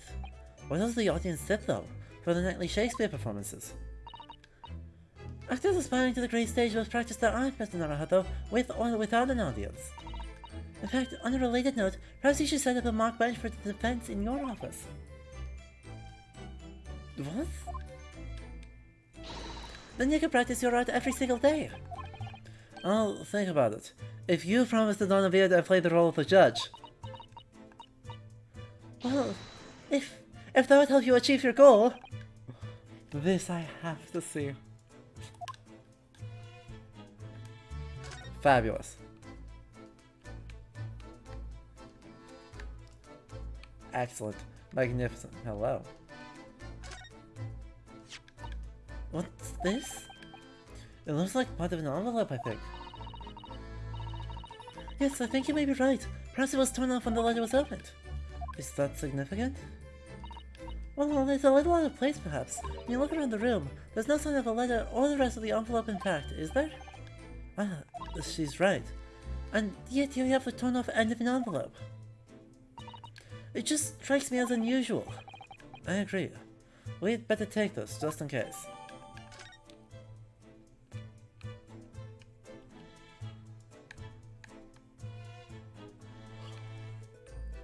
Yes indeed. Is there anything else in here? Anything else at all? No, no, no. No, no, no. No. No, no, no. Nope. Nuh-uh. Stage and stage. And there's that.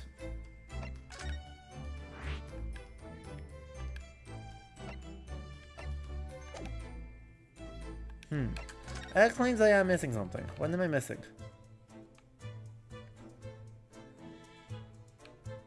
Game.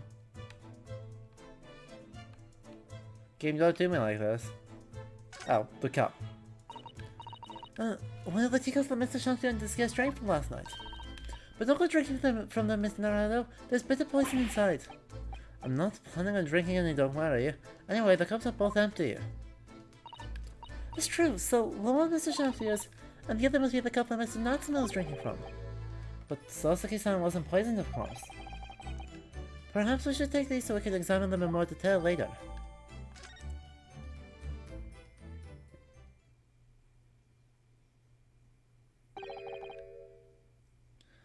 Looks like you're having a good snoop around, eh? Inspector Grayson, back so soon? I'm right through that little Japanese fella in the clinic. I went to report this to the investigative division. In 5 minutes time, this place will be cordoned off by the yard. I see. Well, we'd better be leaving then. Poor Mr. Natsume must be feeling very low being back in the cell again so soon. I'm sure. We should probably go... and...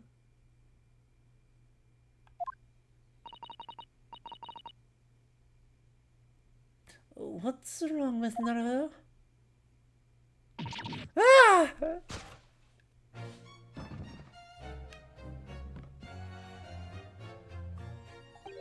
Out, out, brief candle, let's but a walking shadow, a poor player.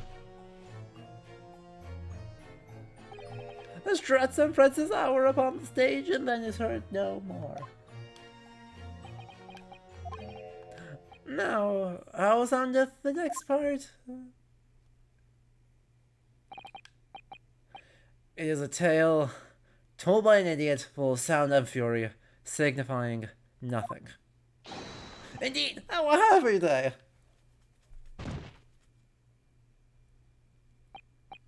What? I should do his part in original pronunciation. Mother. Fine.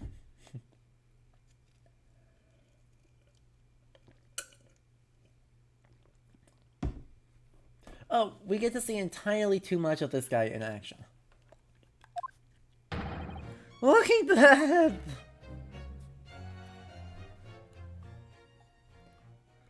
Shoutouts to Gregson for being a man of culture. The fellow isn't dead at all? What was that nonsense he was saying? Ryunosuke!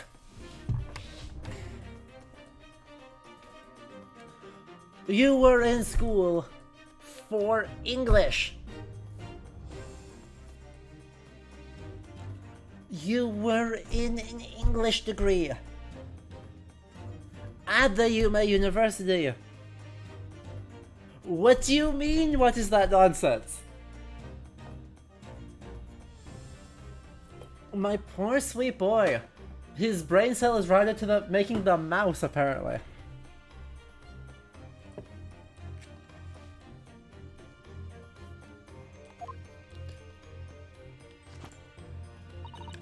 I think, yes, it was from William Shakespeare's Macbeth. A soliloquy from Act 5, Scene 5. Shakespeare. Well, streams cursed, chat. Unfortunately, they reference Macbeth. So, I regret to inform you, we are now all doomed.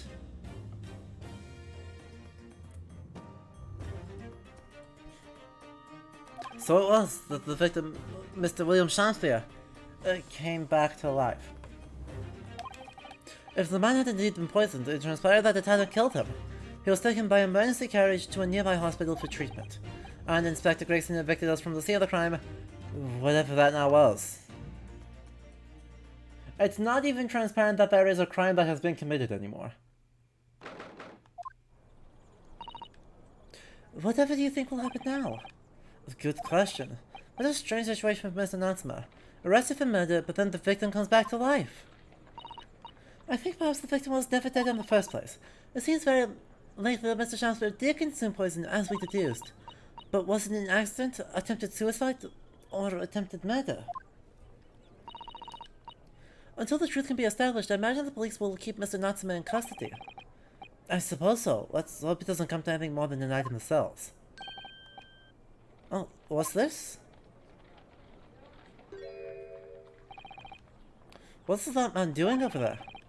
He looks like he's trying to see into Sasuke-san's lodgings. Is something wrong, Mr. Naruto? Excuse me. Could we have a word? Ah.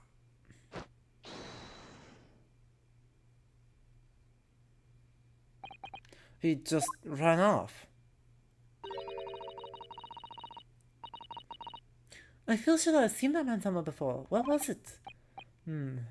I do too, but I don't remember. Last game. We saw him last game. Why has somebody built the snowman on some sort of pedestal, do you think? That's not a pedestal, Mr. Naruhodo. That's part of the snowman's body. Really? But it already has a perfectly good body. Well, it's true that British snowmen are usually made with 2 balls of snow. Perhaps this is a foreigner. And now we're looking at him as if he's strange. Come on. I know how he feels. An American built him! Chat! There's an American on the loose! If anything, it's Japanese and British 2-ball snowmen that are the strange ones, isn't it? After all, real people do have 3 sections: head, torso, and legs. Do you ever think that perhaps you think about things too much?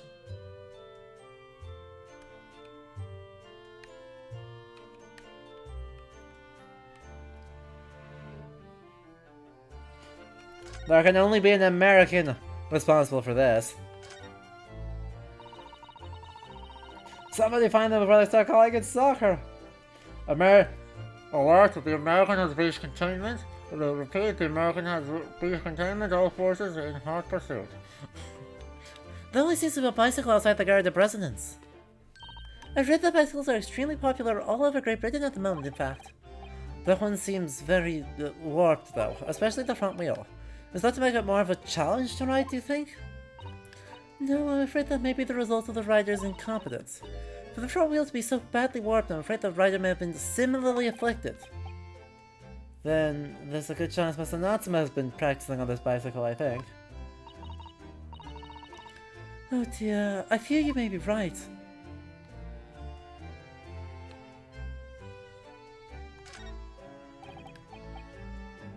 The Gurdjieff household and Mr. Natsume's lodgings are in a prominent position there on the corner. Sometimes when I look at the building, I can't help feeling that it's a bit of a slant. It does look rather as though it collapsed in even the smallest earthquake, doesn't it? And isn't it supposed to be haunted as well? I think I may have a hunch that's why Sosuke-san has such a hunched back.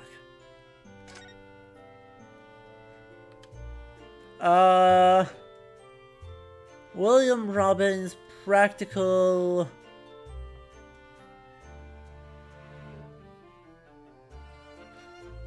It doesn't say milkman.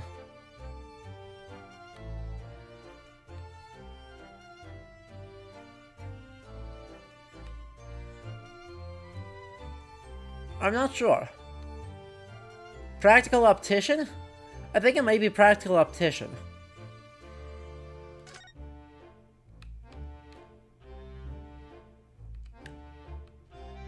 Yo, Magistressa! I have great news for you. With the exception of the top floor where Mr. and Mrs. Gerdeb live, all the windows are bricked up. You have not missed Wagahai, and you have not missed the alternate costumes. Yes, that's because of an old window tax that was charged on the number of windows a property had. In order to pay less tax, the poorer members of society filled in many of their windows. But the tax has since been abolished, hasn't it? So the windows could all be opened up again, surely. Unfortunately, it would appear that the residents of this district can't afford to pay to have the work done. Yes, that is a sad state of affairs.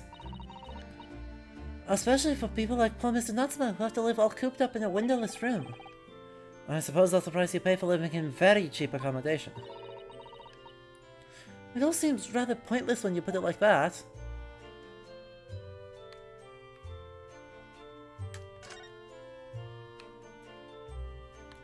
Don't worry, Shones and Ryunosuke also have alternate costumes that you will get to see.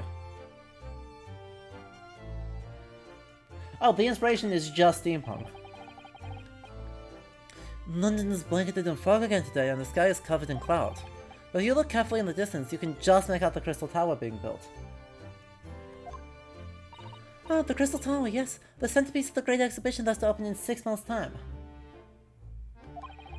Everyone's talking about the Great Exhibition of London at the moment, it seems. Well, it's to be the largest event of its kind anywhere in the world, with technology and scientists from all over. I can't wait for it myself. Do you think visiting students from the Far East like us will be granted entry? The last great exhibition that was held in London had more than 6 million visitors, it seems. And this time the British are determined to make it an even bigger success to outdo the Paris exposition. Hey chat! Hey chat! This is a what year is it moment? Because I happen to be killing my controller.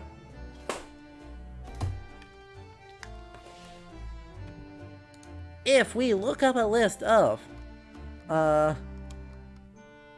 world expositions 19th century,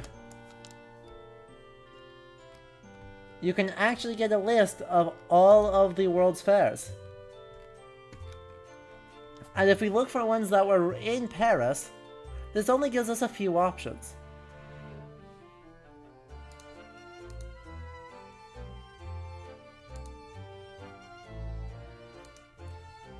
We have the Exposition Universelle in 1867. We have another one in 1878, from which premiered the Statue of Liberty, among other things. And most likely, most relevantly, we have the Exposition Universelle of 1889, where the Eiffel Tower was unveiled. There was also one, the Paris International World's Fair, which featured things like the escalator and movies. But those are the only options, right? So we have really 1878, 1889, or 1900 as our three options. Of those, we can actually limit it down to be, because the Eiffel Tower is specifically referenced by Lord Strongheart as something that the London Exposition is trying to outdo. We can actually list it as the 1889 one almost certainly. What's of course irritating is that there is not one in the United Kingdom in this time period. Right, there is no actually exposition in this time period in London. In order to fix that, we have to get over to the list of the world's fairs, which have far more. And we would have, say, the 1892 Crystal Palace Electrical Exhibition, or the 1890, well, that's in Manchester, that doesn't count. That absolutely does not count. I suppose we could technically have the 1897 Imperial Victorian Exhibition.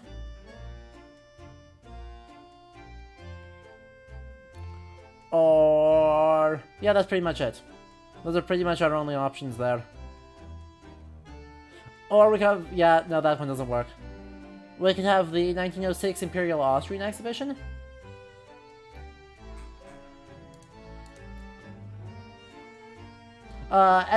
Movies at Escalator was 1900 even.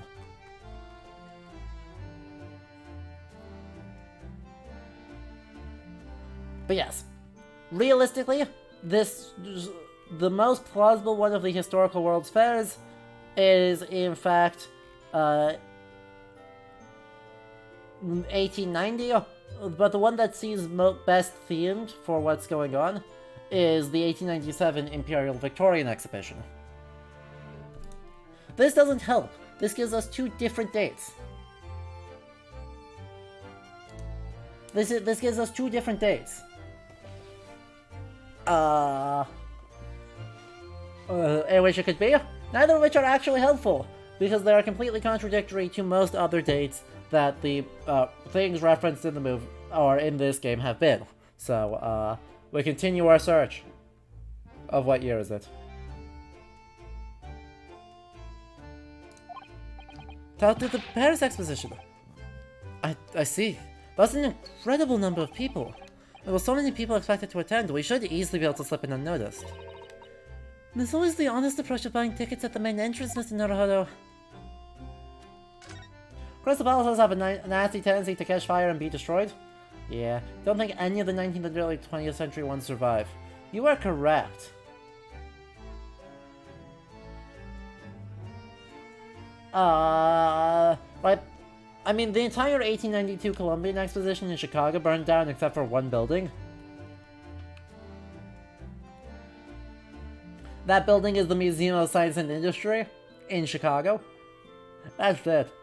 The entire rest of the thing burned up to ash and then was converted into the Point. And the Midway, again. Can anyone tell me what happened with Shamspeare? Oh yeah, the victim in this case, William Shamspeare, is not in fact dead. He came back to life, quoted Macbeth at us, and then passed out.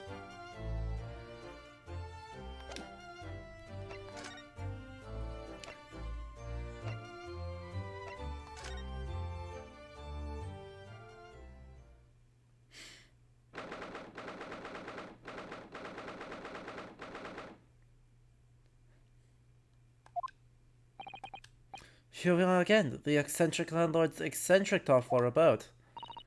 We're here because Mr. Garrett's the one who discovered the incident this morning, don't forget. Ah, you chaps, eh? Yes, good morning, sir. Thank you for your cooperation in court yesterday.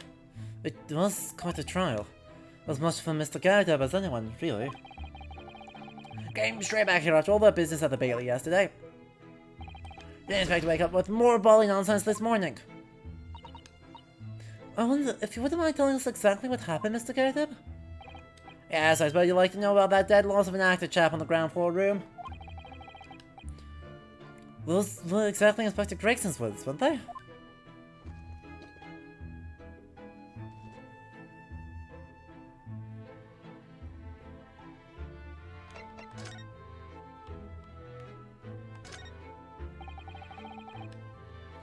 Good to see Mr. Garrett's Medal of Honor still proudly displayed on the wall. The inscription reads for distinguished participation, if you remember. Yes, I remember. But I remember thinking that even I might stand a chance to pick up honors like that. We don't know to look at me now, perhaps, but I've had my devil-may-care days, you know. Devil-may-care? What did you get up to?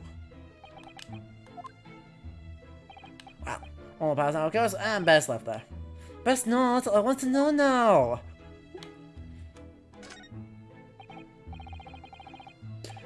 Yes, those enormous mortar shells. They're quite something seeing up close, isn't it? Didn't you say something about firing them into the barracks, Mr. Garrett? Ah, you remember, do you? Just a little mishap that occurred during training one day. What are you doing for your men? The captain bellowed at me. I'm not surprised. A little mishap doesn't really do it justice, does it? Wow, one of those little incident moments a hard-headed young private. Sponsorship was evidence that resulted from one of my little mishaps on display. Oh, does the great lawyer, like the great detective, want to exhibit some trophies of his finest moments? That's your military uniform, isn't it, Mr. Garrett? Well, ceremonial garb, yes. Been hanging on the wall ever since my retirement bash. No one active service now, you know. Doesn't mean much to you anymore. You could have the old thing if you wanted it. But it might set low on Zeke's, perhaps. An overly ostentatious outfit like this could be just what he needs.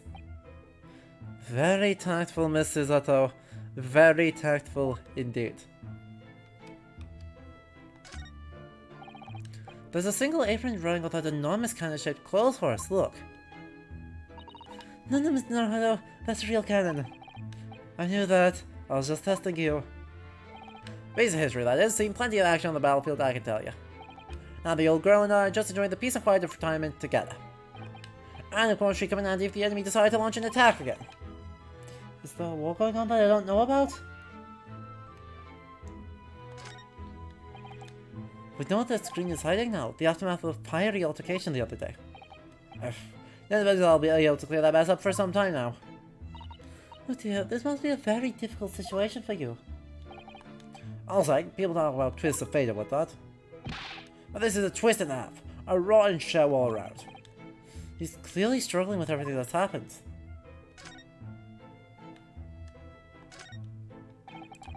That's an impressive collection of cakes on that fancy silver stand there. I feel sure it's full of cakes when we first investigated in here as well. Yes, quite right. I haven't touched it since. And not much at all really since it all happened. Time rather stood still for me, you know? Oh. Time has stood still? Now that's an interesting phrase. I might be able to use that excuse when next supposed to be tidying the office. You could just tidy up, Mr. Naruhodo.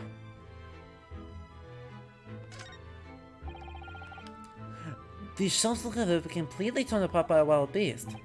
Ah, reminds me of the Battle of Maiwan, don't you know? Well, the experiences of a seasoned veteran. I mean, as for all sides, we really thought we were done for the whole Bali company. We're taking a real panic for that guy, so all we could do was run for our lives. I thought the story was going in a different direction, actually. Well, the whole experience taught me one thing, I can tell you. When you're done for, you're really done for. Ugh. The snort old lawyer who often finds himself under fire wants to hear.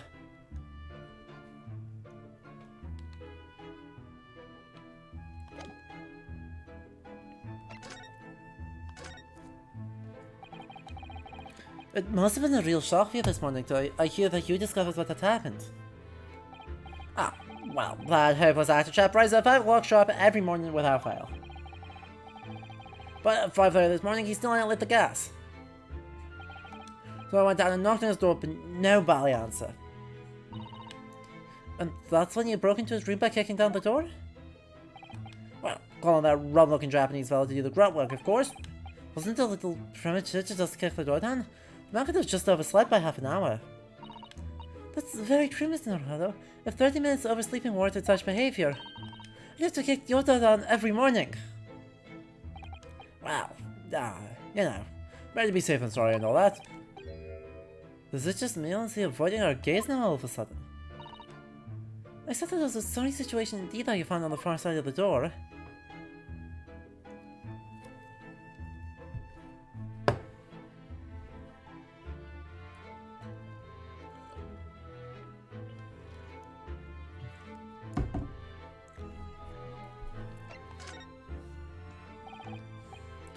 The victim's name is Mr. Shamspeare, I believe. Is that right? William Shamspeare. Took the ground floor 3 months ago now. And how would you describe him? In a word, destitute. Destitute? Well, let's face it, the only redeeming feature of that room is the cheap rent. Anyone wanting to live in a place like that is either broke or has a bally screw loose. So we'll have to choose which category Sasuke-san would fall into. Not yet. We have not gotten that far yet, Magistressa. I am saving it to be not a spoiler. Because it deserves to be said out loud. With voice acting. Mr. Naruhodo, that's a little rude. He was doing research as well. Research? Into what? Shakespeare, of course. Shakespeare! Read a few plays of the old by myself, you know, Romeo and Hamlet and all that.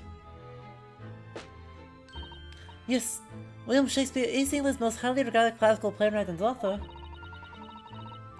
He's known as Sao in Japanese, as you know, and many of his works have already been translated. It seems incredible that Shakespeare was shot into Sao, though. Someone was too heavy-handed there. There were a lot of costumes in the victim's room, actually, weren't there? Of course, Mr. Natsume is a scholar of English literature as well. I imagine he and Mr. Shamspeare would have had much in common. Shakespeare interpretation disagreement leads to shocking murder. Let's hope it's not that. Mr. Naruhodo, really, how rude.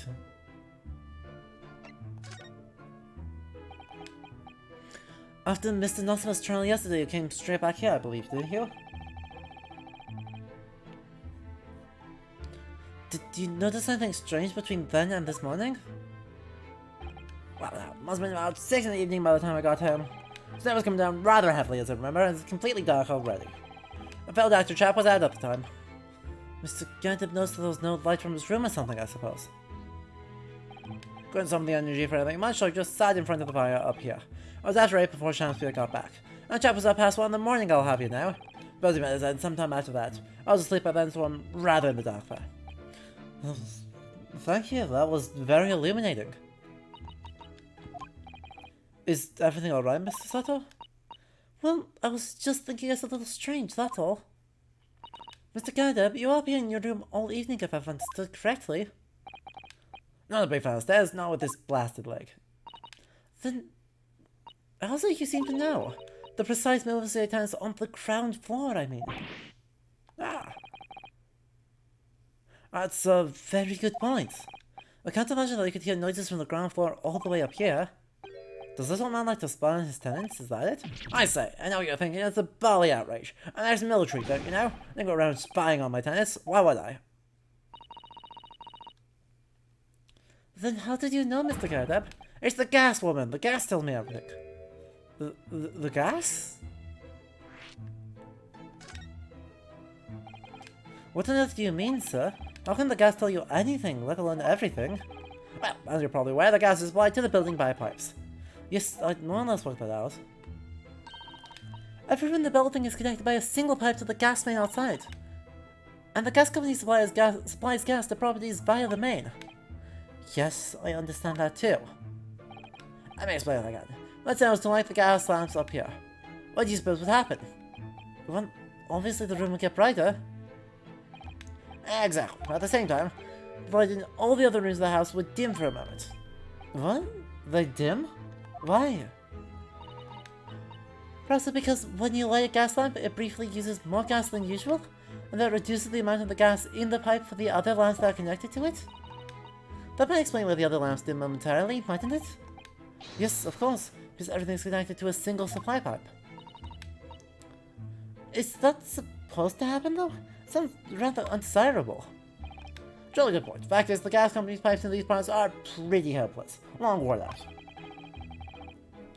And barely got any gas in them to start with. Opposite's also true, of course, extending the lamps up here and they glow brighter in the rest of the house. Oh, right, I see. So by watching the flickering of the lamps in one room, you can determine what's happening elsewhere.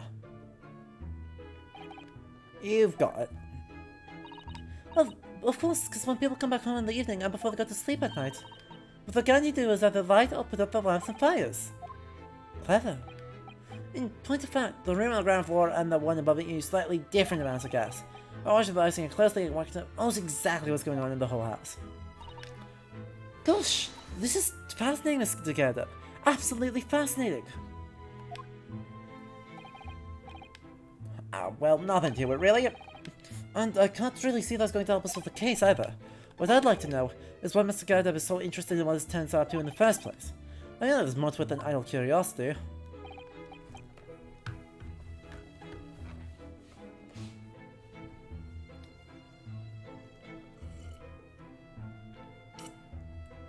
Wolfie, I appreciate your sacrifice to the realm of sleeplessness. Well, we've done as much investigating here as we can, I think. Perhaps we have to go to the prison and speak with Mr. Natsume again. A good idea. Goodbye. Prison.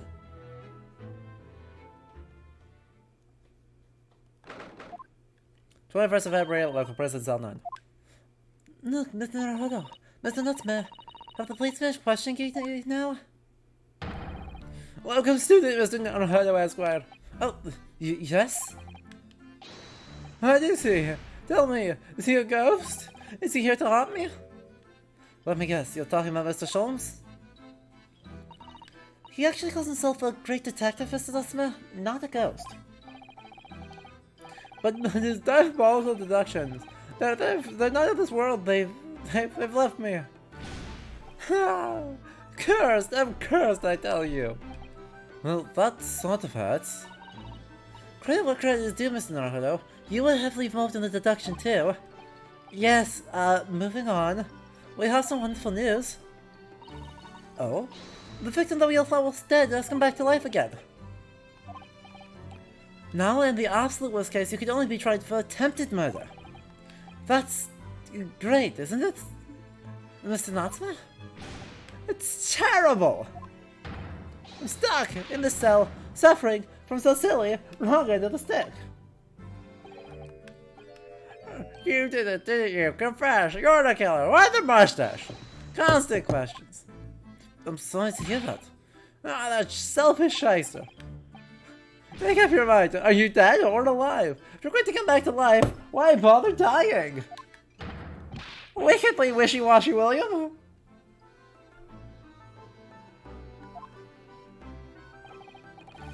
Well, it seems likely that Mr. Shamspeare was never actually dead in the first place. Ah, yes, that might make sense. And I'm pleased that he's alive, of course. Our lively debate last night was much fun. I'd be sad to think it was our last. Oh. Oops. Mr. Natsume, does this mean that you did see the victim last night? You met with Mr. Shamspeare, didn't you? Not saying another word. I demand to have a lawyer present. Who do you think I am? Please, Mr. Natsume. We need to hear your side of the story. Why am I cursed like this?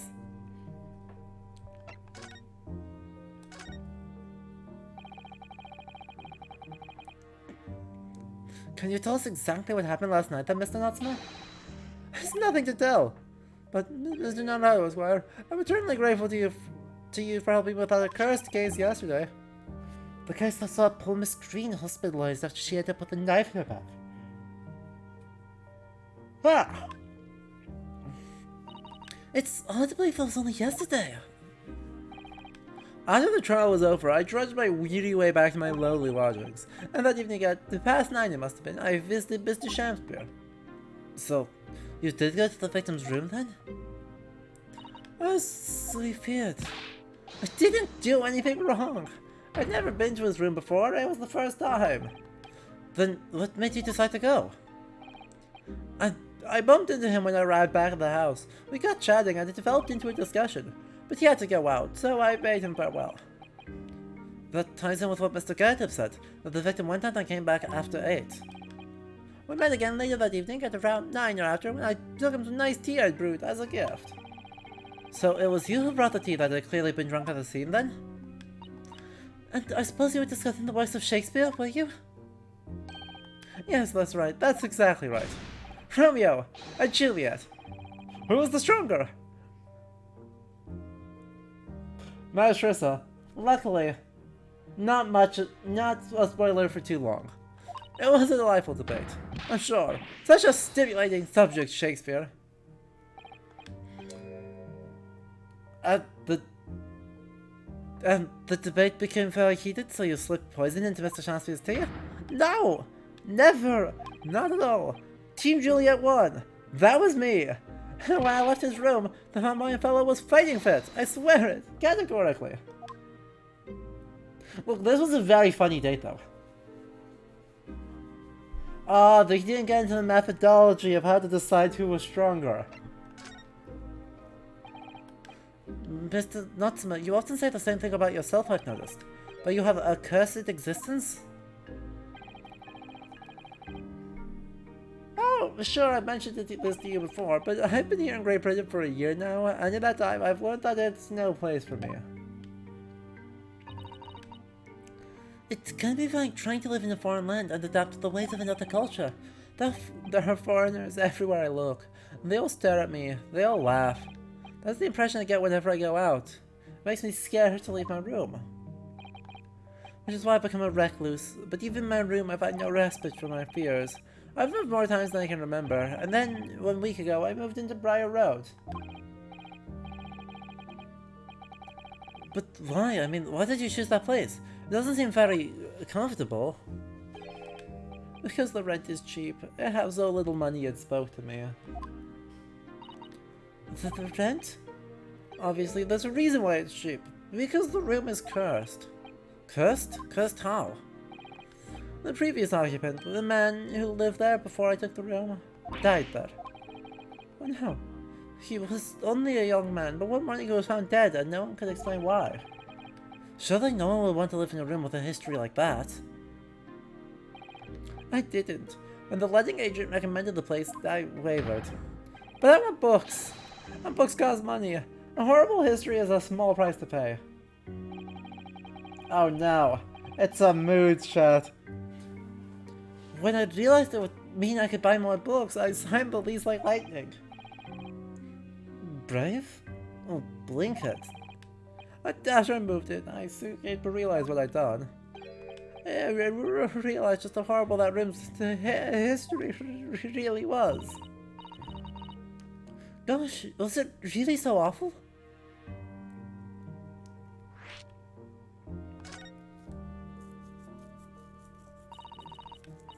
How did the room's horrible history affect you, Mr. Natsuma? What happened? At first it was just a feeling. The feeling of beady eyes boring into my back, watching me. Do you think that might have just been your mind playing tricks on you? No. My mind doesn't know any tricks. It was someone else.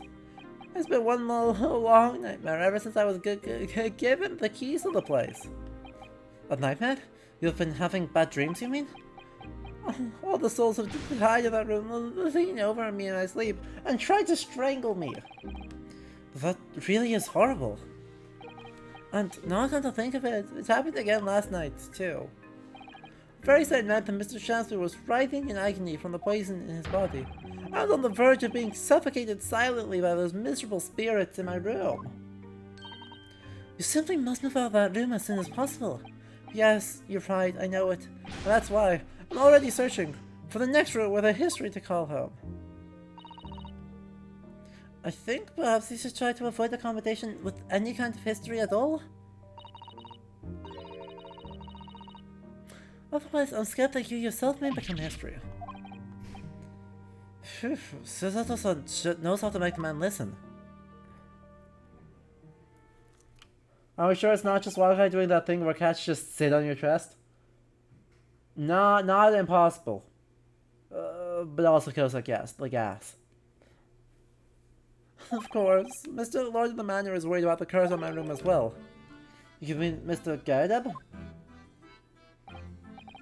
Yes, he knows that if people keep dying, that he'll never be able to rent it out again. Well, that's true. I for one wouldn't go near the place. Perhaps that may explain why the landlord pays so much attention to the gas lamps and his tenants' movements? You mean because he's worried about their well-being? He does seem to have an unusually keen interest in the amount of gas in the pipes. There must be a reason why he keeps such close tabs on the occupants of his let rooms. What do you mean he pays so much attention to the gas lamps? Oh, no, it's nothing to do with you, Mr. Natsuma. Please, forget I said anything. Oh, now you're talking about me behind my back as well. What's important is that Mr. Shamspeare isn't in fact dead at all. Once he's come around and is able to tell us what happened, we'll be able to get you released. Yes, please. Oh, I do hope you're right. Ahem, excuse me. Inspector Gregson! Right help over here, what you just said, and on that note, I have some good news and some bad news. Which do you want first? Always, every time, the bad news comes first. When hope is all you have, hold on to it. That is my guiding principle. Right, well in that case, the good news it is. Huh? Sorry, it's just a lot easier to explain everything that way. Then why did you ask me my preference? As you might have heard, the victim, Mr. Shamspeare, was just unconscious. He's come around now. Yeah, he eats chips in this one. Hey Elias, you were asking about the chips? Look at the front edge. Both. Random bite of them. Yes, we saw it happen in almost terrifying glory. He's still being treated by doctors, but we managed to get a written statement from him already. Isn't that wonderful, Miss Natsuma? Oh, thank goodness then. It's all over then. I can leave with somber cell. Sorry, no, that's not on the cards. What? Why you haven't noticed, Inspector? Mr. Shamspeare has implicated someone as being responsible for what happened last night. Implicated someone? What do you don't mean? Sorry to say, I do. Yes, he's pointing the finger at you, Mr. Natsuma. By sweet poison did he seek to end my life. Wixt, Kate Liff, Sasuke Natsuma. No! So, I'm afraid you'll be appearing in court as planned. But we want to make the necessary preparations. No! It's odd that Natsuma and Gregson share that animation. And so, once again, Sasuke-san found himself having to take the dock in the Old Bailey. Whether his room was haunted or whether he was just terribly unlucky, I knew I had no choice. The following day, I would represent him in court and do my utmost to break the curse that blighted him.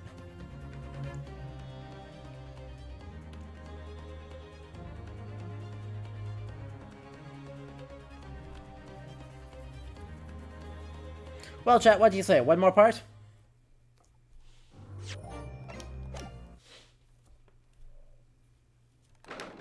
22nd of February, 9:23 AM, the Old Bailey depends. Antechamber. The Old Bailey. This place always makes me feel strange. I seem to get chills down my spine and break out in a nervous sweat all at the same time. Well, I didn't think I'd be back here so soon. That's my line. Good morning. Well, good morning, Mr. Natsuma. It was only 2 days ago that I was declared not guilty here. Yes, with someone managed to prove that he didn't stab Miss Green in the back. But now this, another morning, another murder, and here I am again in this household. Can't keep coming to court. I'm beginning to think he's right. It really does seem as though he's cursed. Mr. Naruto, I'm afraid I have bad news. Oh. Mr. Natsume, good morning. Yes, morning. So, here you are again. Yes, again. Judicial assistant, Mikado Max Virus, what's the bad news? Oh dear, you heard, did you? You can't be shouting at the top of your voice! People can't help hearing what you say! Oh, I am sorry. You've done nothing wrong, Mr. Sato. Now, what is it? Well, it seems the prosecution in today's trial will be led by Lord Barak von Zieks. Von Zieks? Ah! Oh no, oh no, no. Who's ready? Who's ready for him?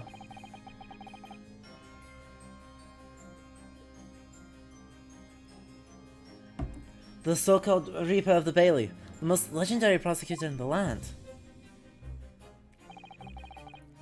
In the trial 2 days ago, he pursued Sasuke-san and I relentlessly. Of course, by the skin of our teeth. We managed to pull through, but still.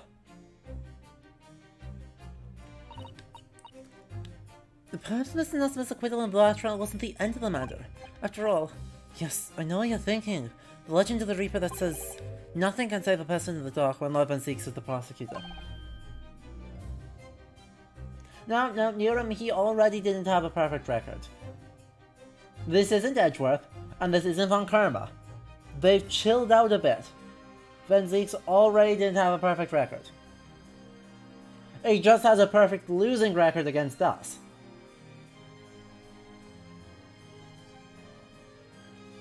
Oh no. But even if the person is found guilty, the accused will meet a mysterious end one way or another. Wolfie, is it synth organ or is it harpsichord?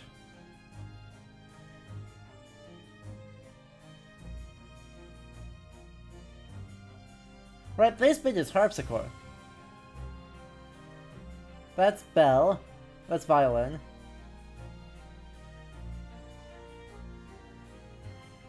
There's a cello underneath that, and there's a harpsichord doing the main line.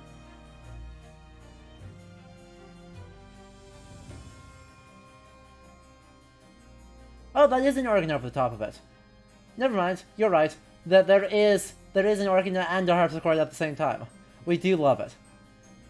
But even if a person is found, not guilty, the accused will meet a mysterious end one way or another. And we've experienced it firsthand. Oh, by the way, chat, this is a great time to apologize. A couple of VODs from Great Ace Attorney Adventures went missing, including the VOD for Case 3, where this is from. So there's one part of Case 4 missing and one part of Case 3 missing, and I'm really sorry about that. So the playthrough on YouTube is incomplete, officially. My bad. A man was successfully defended by the most terrifying end of his acquittal, right here in the Old Bailey.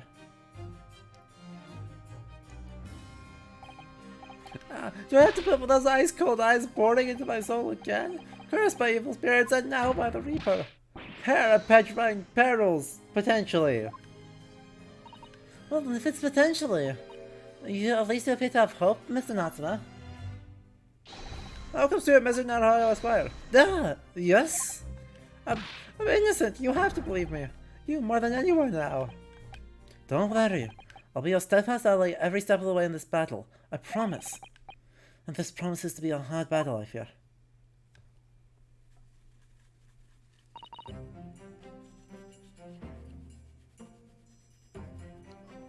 Well, This trial is scheduled to begin shortly. We should move into the courtroom. Let's go. Oh, yes, I forgot to say. I'm afraid he won't be able to make it. Mr. Sholmes, I mean. That's probably for the best. If you weren't here, I might be tempted to rely on his help. And that could be seen as a weakness. If Lord Van Zieks were to notice, he'd prey on it mercilessly. At least that's my gut feeling. Mr. Naruhodo, you're right. Yes, you're so right. Oh, well said, Mr. Naruhodo Esquire, well said. I swear on that sword, and on the spirit of Kazuma the therapist, I'll show him what the Japanese lawyer can do. I'll set you free, with honor. Oh, yes. Alright, Caramel, let's go.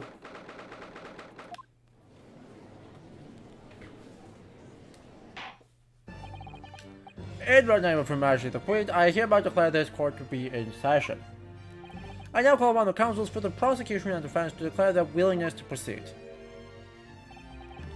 The prosecution is ready. The defense is ready, my lord. Magistressa, look on Ryunosuke's shoulder. Readiness for the trial, my learned Japanese friend, is not what the defense needs. What you need is readiness for your inevitable defeat.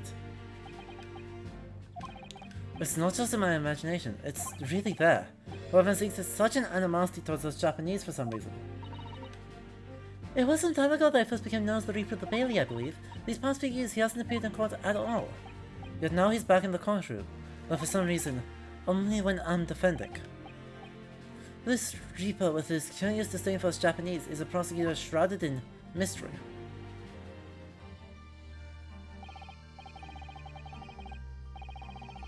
Still, this isn't the time to be pondering that. I have to concentrate on Sasuke-san's trial. Magistressa, I mean, yes, he is doing the Magus pose from Chrono Trigger. But at the same time, it's also very similar to, like, the first pose in... Isn't that Lugosi who's Dracula? I know he's Frankenstein. But didn't Bela Lugosi also do Dracula? Has the very similar face covered. 1931? Yeah, that'd be the right one. I know it's not Nosferatu, because Nosferatu is weird. Oh, no, yeah, Boris Karloff is, duh. Boris Karloff is Frankenstein. I'm an idiot. I brain flubbed my Hammer horror films. Wait, Karloff also did Dracula at some point, didn't he? Right, one of them did both. And I don't remember why I feel like one of them did both.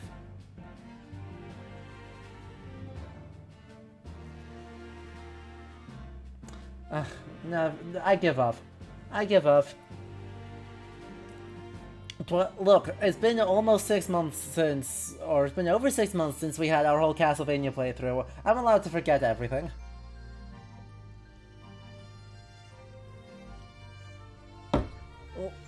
Look, we're doing Sherlock Holmes now, and as Sherlock Holmes says, there is limited space in the storage attic of one's mind, and one must discard all irrelevant knowledge immediately. In this case, it just turned out to be a Hammer horror and Universal film in the 1930s, even though that still is definitely relevant to Baroque Van Zieks. I give up. Let this stand as proof that the streamer does not need to be the expert, just needs to say words and trust in chat to correct him.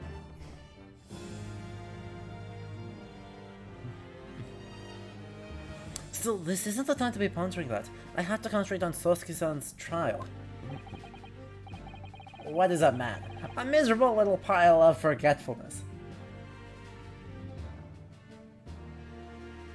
Plus the Mummy. Am I thinking of the... I wonder if I'm thinking of the Mummy as the other one that Karloff was in. Oh! Magistressa, I completely understand. And that is not... It is entirely just me being self-deprecating and not any offense taken. It was one of the comments on an article I'm working on revising is, you know, you do know that the streamer doesn't have to be an expert, doesn't have to have perfect knowledge. If they did, I would call them a certified genius. And believe me, reviewer one, I know. I know full well. From the lesson learned the hard way. Furthermore, I now call upon the 6 ladies and gentlemen of the jury. You have been chosen at random to represent the will of the people in this trial. Are you ready to fulfill your duty? Absolutely. I have a feeling this larrikin wasn't innocent before. I'll say I feel especially ruthless on days when my hat refuses to sit right. You know, typically one would assume that the jury would be a different 6 people than the jury for the last time. Oh, well, I rather like how you're wearing your hat. I think the ruthless look is very fetching, actually. Simp. I need to be somewhere at 10 o'clock. I have a very important meeting. Let's make this quick. I couldn't agree more. I need to take him 5 up tonight or the measures will go through the roof. Oh, may the Lord show us all the light here and lead us flock to a righteous verdict. No, you ship jurors 3 and Barack Van Zeek's magistressa. Ship jurors 3 and Barack Van Zeek's. I'll explain when we get there. The British jury system is so very different to our own, isn't it? It's quite extraordinary to think the power of the judgment is in the hands of 6 members of the public. And the judge can only pass sentence when all jurors are in agreement about the defendant's guilt. 6 citizens of London chosen at random, or at least that's the idea. The prosecution would draw attention to the fact that the accused was on trial here but 2 days ago. Accordingly, where possible, the same jurors have been asked to return for duty today. Very well, let us commence the trial. Lord Van Zeeks, your opening statement, please. Ladies and gentlemen of the jury, it is not the intent of the prosecution to cast doubt over your past decision. However, the innocent verdict awarded to this eccentric Nipponese before has had dire consequence. Did the accused repent for his wrongdoing in that affair? Far from it. Instead, he used his freedom to perpetrate a most blood-curdling crime.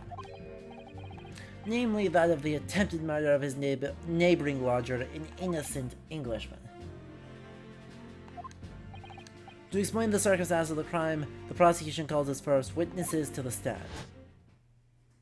Oh, we're jumping straight to cloaklessness.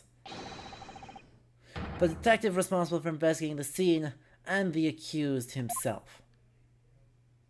Dude, they proved him innocent. Witnesses, your names and occupations, please. Yes, sir. Tobias Gregson, Detective Inspector at Scotland Yard's Homicide Division. Suzuki Natsuma, from the Empire of Japan. My government ordered me to come here as a student to study your language and culture. Mr. Natsuma. Yes, my lord, sir. And I'm quite sure I'm not mistaken, they swore it off never to set foot in my courtroom again. I remember it as if it were yesterday. The day before, in fact, my lord. But close enough. Believe me, this is the last place I wanted to be. Inspector, let's hear from you first. Explain the case for the court. Right you are, sir.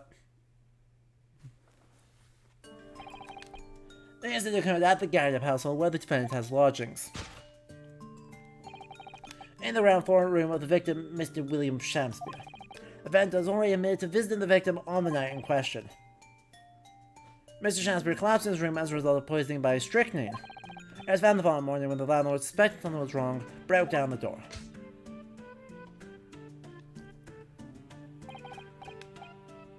It means I presume that the door to the victim's room was locked at the time of the incident? Correct, my lord. It was locked from the inside, making entry to or exit from the room impossible.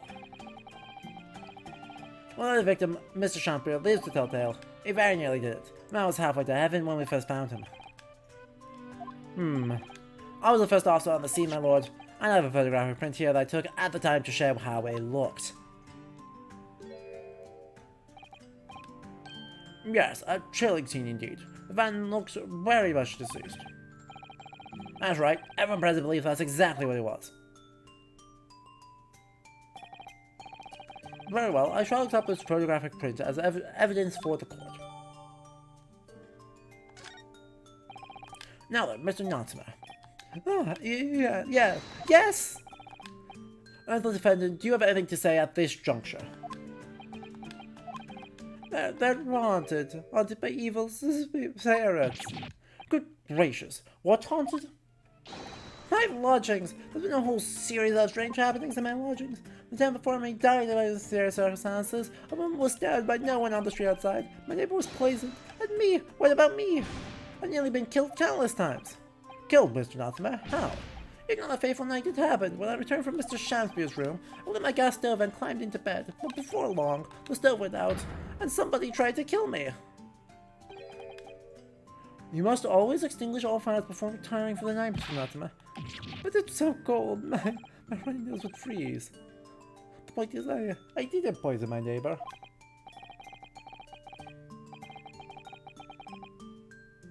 Oh, why am I being accused of this? Why is my existence so cursed? Thank you, witnesses. I believe I have a reasonably clear picture of offense. If I could raise one more point, my lord, one more conclusive point. Conclusive? Go on. Fortunately, the victim, Mr. Shamspeare, has regained consciousness after his ordeal, and he has named the true culprit. The poison consumed by the victim was administered in a cup of tea that he drank on the night in question. Tea, my lord, that was brought to the victim's room by the accused. We should probably take a look at their evidence here while we're at it, don't you think? Kazuma Sogi. It's very fine embroidery here that shows the name of the armband's owner, in this case, Kazuma Asogi. So I'm always carrying my best friend's hopes and dreams with me on my right arm just here, all the time. To be honest, it's something that weighs very heavily on me. Oh, I didn't realize there was such a burden, Mr. Naruhodo. Yes, I think it's why my right shoulder aches so much. Are you sure that's not to do with you reading in bed or the like?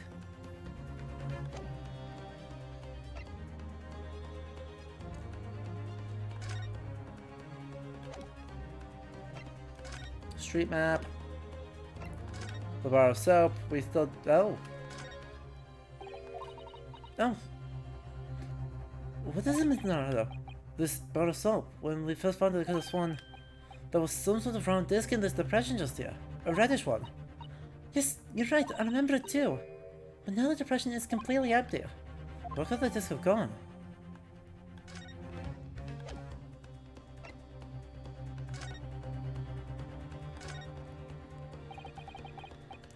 Whoever this envelope didn't bother with a letter opener or scissors, did they? Yes, whoever opened it was clearly someone with an unrefined temperament. And judging from the angle of the rip here, the person in question must have been right-handed. But Susato, I think perhaps someone's been reading too much of the Adventures of Sherlock Holmes. You can never read too much of it, Mr. Naruhodo. Ever!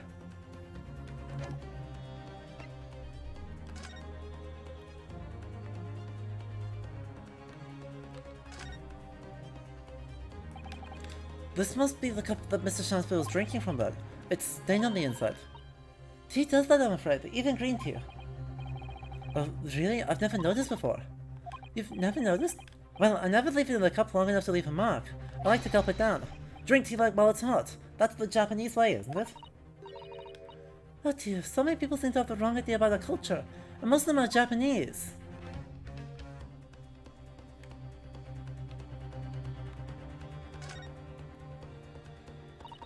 This is the teacup from which Mr. Natsume is drinking. Yes, unlike the other one, the inside of the cup is completely clean. I suppose he must have drunk the contents before the tea had a chance to leave a mark. I always gulp it down too. Sorry, Mr. Naruto? Well, if you just sip it, little by little, it goes cold. Clearly, I shall have to instruct you in the proper way to take tea. But what there is a very clear lip mark on both of these glasses.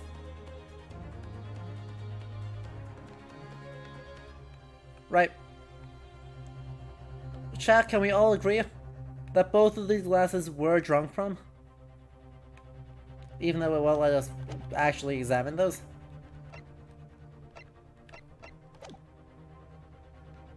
Tea, my lord, that was brought to the victim's room by the accused. The accused? Good grief. Order! Yes, that's the crux of this whole case. If Sosuke-san is innocent, but why Why has the victim accused him? Well, Mr. Natsume, what have you to say to this accusation? That evening, yes, I did take some freshly brewed tea with me when I visited Mr. Shamspeare's room, as a gift. The public water pump outside always freezes at night, so I bought bottled water especially to make it. This is the result. Never will I touch tea again. Never! The public pump was frozen, you say? That's not information we've had before. That will do, thank you. Now, according to our laws, the defense must have the opportunity to cross-examine witnesses at least once. Therefore, I call on these witnesses now for a formal testimony. I presume the prosecution has no objection? None whatsoever, my lord. Good. You give your account of the events on the night in question to the court now. Yes, my lord.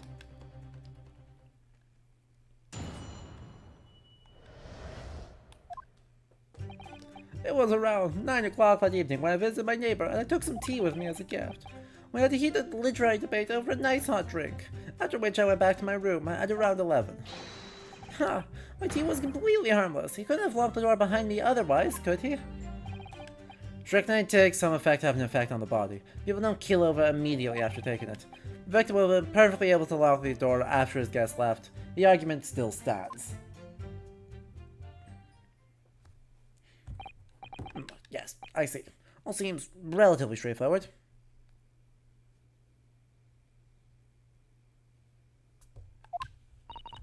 Excuse me, but the testimony does raise one rather crucial point, Elliot, I think.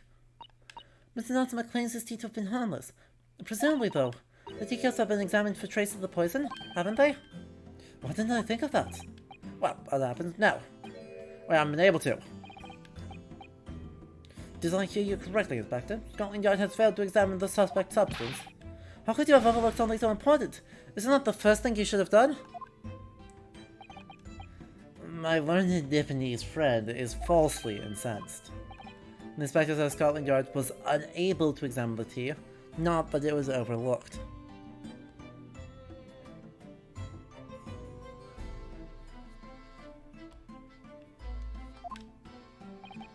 Unable? Why? It's simple enough. There was none left. Not a drop. Someone must have been very thirsty indeed. With current scientific techniques, it's not possible to test for poison under such circumstances. We only need a drop, but that one drop does actually have to exist, funnily enough. The lack of evidence notwithstanding, it appears nothing other than the tea passed the victim's lips on the night in question. I see, thank you. The matter is clear. Cast your eyes over the jury, my learned friend. What? You can see it in their faces, I'm sure. The recognition of the accused's guilt. Your faith's client is all but sealed. In mere moments from now, you will lose, and your compatriot will be damned for all eternity. He's right. I can feel all 6 of the jurors looking daggers at me. But I can't let them beat me down. I won't. Counsel for the defense, proceed with your cross-examination. Ooh, I want matcha. I don't have any matcha. Yes, my lord. There are room for 2 edgy bitches in this case, Magistressa. The question, right, they're just edgy in different ways. Hold it! Were you and your neighbors good friends then? Ah, no, we weren't friends, not at all, not at all. Never, ever. The simple no would have sufficed. Then, why did you decide to pay him a visit? Mr. Shamspeare fancies himself as having great literary knowledge. As a fellow scholar of English literature, we find much to talk about together. Come now, no Nipponese could understand the finer points of English literature. And on the night in question, that was the topic of conversation as well, I presume? It was the day of my last trial when I was acquitted. I just arrived back in my lodgings. When I ran to Mr. Shamspeare outside on the street, that was around 6 o'clock. We exchanged 1 or 2 pleasantries, but it soon turned into a heated discussion. He was on his way out at the time, though, so I promised to visit his room that evening at 9 to continue our debate. But did I have ill intentions? No, not one, not two, not any, none at all. Never, ever. A simple no would have sufficed, I feel. Now, Maestressa, despite his name to all intents and purposes looking like it should be Dutch, he is in fact English. And the English nobility at that. He could have moved in the 17th century, his family could have moved in the 17th century, you know, with the Glorious Revolution or some such.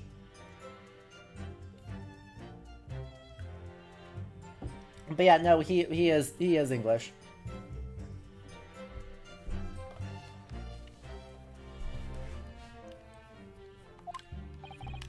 Then tell the court what did happen when you visited the victim's room. Hold it! Literary debate about Shakespeare's works, I think you said, didn't you? Shakespeare? Oh, a very worthy topic of conversation, I must say. Oh yes, my lord. Romeo and Juliet. Who was stronger? It was a profoundly pleasurable parley. Romeo and Juliet? Who was stronger?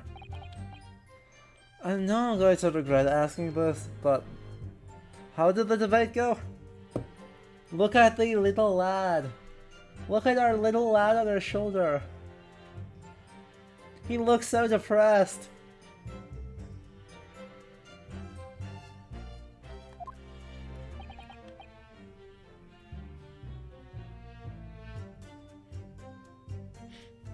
Well, we both agreed that we would reach a conclusion more quickly with a reenactment.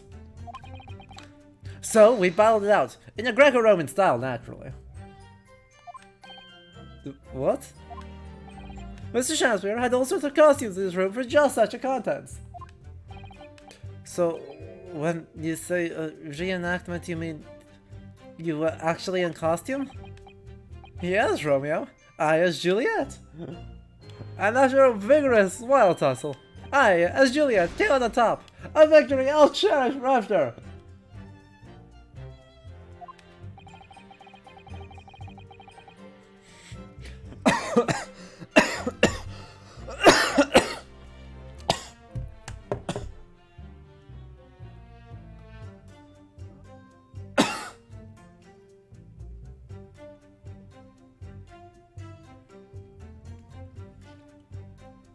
I'm afraid Hosonaga may have had made a guest appearance in this courtroom because my sides.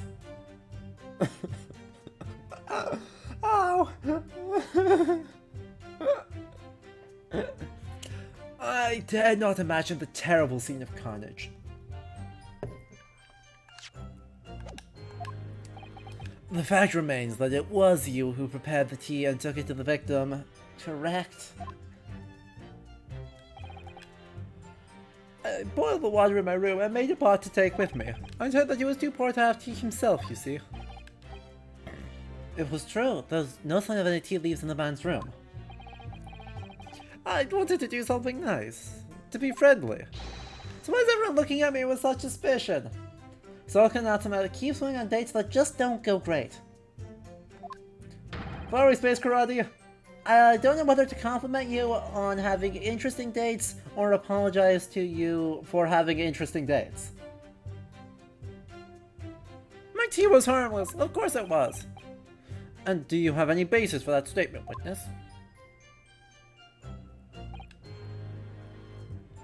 Hold it! Yes, there was not a drop of tea left in the victim's room anywhere, was there? Correct. I don't think the fellow had never had a pot of tea before. He must have liked it dry. Which is a pity, because one drop is all we would have needed to analyze it for poison. And do you say that you returned home to your room at 11 o'clock, Mr. Natsume? Yes, definitely. By heaven and earth, I swear it. Well, I was able to verify that as it happens. He confirmed that the defendant went back to his room at 11 that night. And how was the landlord able to attest to this? Yeah, that was the lamps, I believe. The lamps, Inspector? When tenants returned to their rooms and start using gas, the lamps in other parts of the house flicker.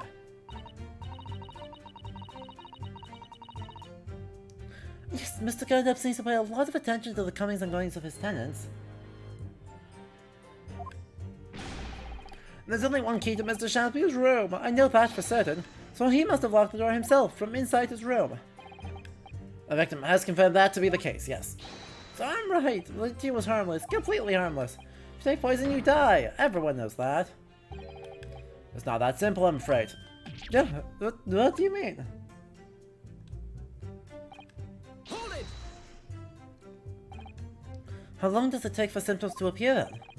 According to the coroner I was speaking to at the yard, about 30 minutes after the poison is consumed. Then the victim suffers violent convulsions, cramping and stiffness, and eventually dies from asphyxiation.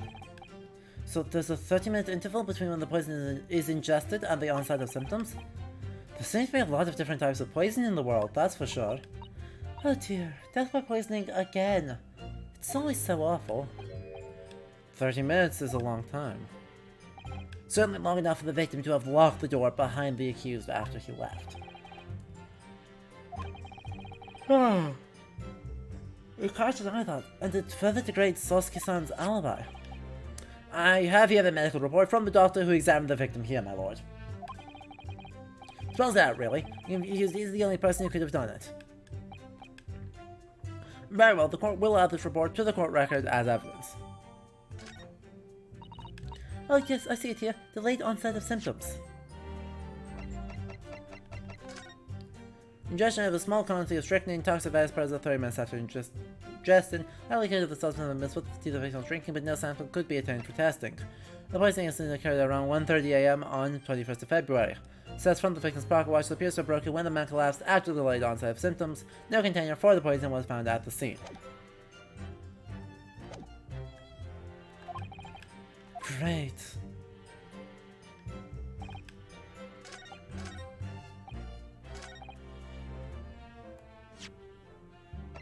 Objection! Objection. Mr. Natsume, you said it was 11 PM when you left to return to your room, correct? Yes! And Inspector Gregson, can we rely on the information in the medical report unconditionally? Of course we can. I don't have a problem with that report, Sunshine. Actually, I think that's a very big problem. Because there's a chronological inconsistency between it and the defendant's testimony. Alright, a spicy take.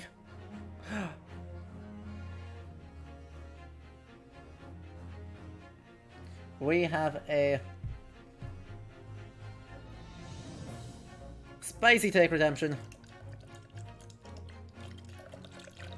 The spicy take. Well, no, those are both ice cold. Right. I have a couple of very ice cold takes.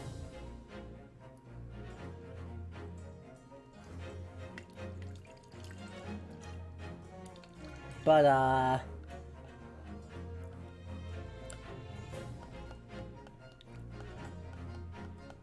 let's instead look at the costuming for the spicy take. In that I freaking love the costuming. But I think the history behind the costuming here is somewhat significant. Because as Majorissa, I think I totally agree with you. There is no basis in historicity or in fashion of the time period for either Susato or Ryunosuke's costumes, besides maybe there is a hat.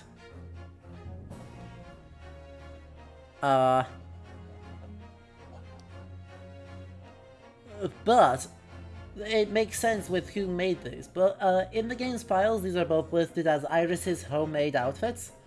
And so it's Iris Wilson who creates these for Susato and Ryunosuke.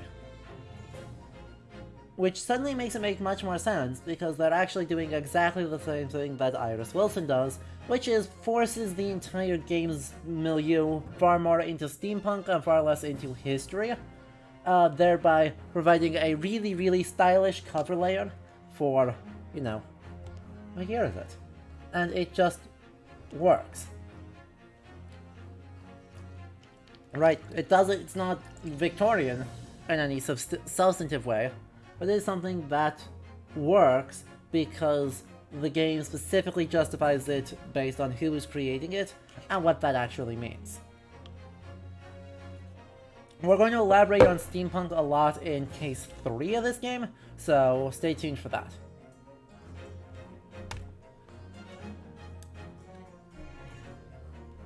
Who is the little lad? He's just part of the outfit. He doesn't have a name as far as I know, but he's just a little lad. He's got a tiny version of Karma. And he's adorable. He's adorable is what he is. Because there's a chronological inconsistency between it and the defendant's testimony. A chrono, what are you on about? According to this report, the victim must consume the poison at around 1:30 in the morning. And yet, the defendant, Mr. Natsume, left the victim's room at 11. Ah! Yes, that's right. There's more than 2 hours of missing time there. Yes. In other words, if there was poison in the tea that Mr. Natsume brought to the victim's room, how could the victim have fallen into it 2.5 full hours after the defendant left? And this is why they have the same animation. The defense's argument is entirely reasonable. How do you respond, Lord Van Zeeks?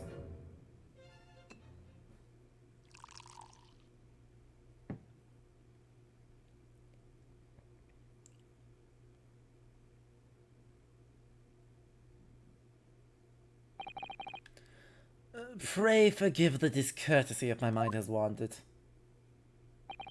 I was considering what cuisine would best complement the context of my hallowed chalice this luncheon.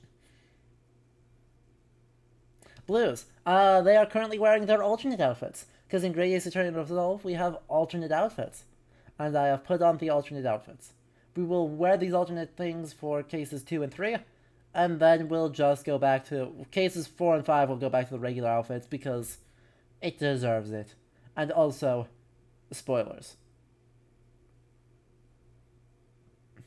I would still have loved to see Susato in a bustle dress, or maybe a cycling suit, or a menswear shirtwaist walking skirt. A cycling suit would kinda slap. With that hat on the cycling suit, we would love to see it.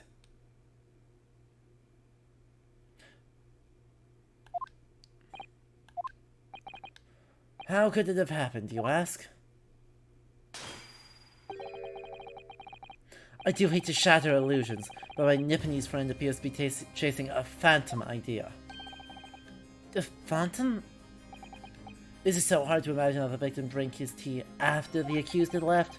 For example, at the time stated in the medical report. Yes, at around 1:30. Mr. Natsume brought the tea with him to drink together with his neighbor, and in Japan there's a well-known saying, drink tea while it's hot. And in my country there is an even more apt saying, there is nothing more refreshing than cold tea. The point is, if there was such a long gap, there may be other ways to explain how the victim came to be poisoned, other possibilities. What sort of possibilities, Counsel? Well, for example, the man could have had another visitor. Another visitor? That's a very bold assertion, my learned friend, from someone who has nothing to substantiate it. Or the victim could have taken the poison of his own volition. You suggest this may have been a suicide, Counsel? Objection. Oh, Van Zeeks is making shit up. Blues. Let it be known, Van Zeeks is making shit up here. Mr. Shamspeare has categorically denied suicide. The idea can and must be discounted. But they could be lying.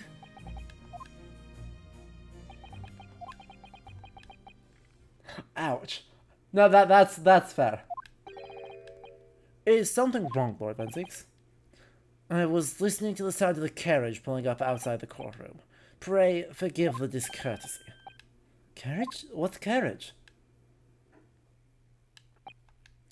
It would seem that the key player in this case has just arrived.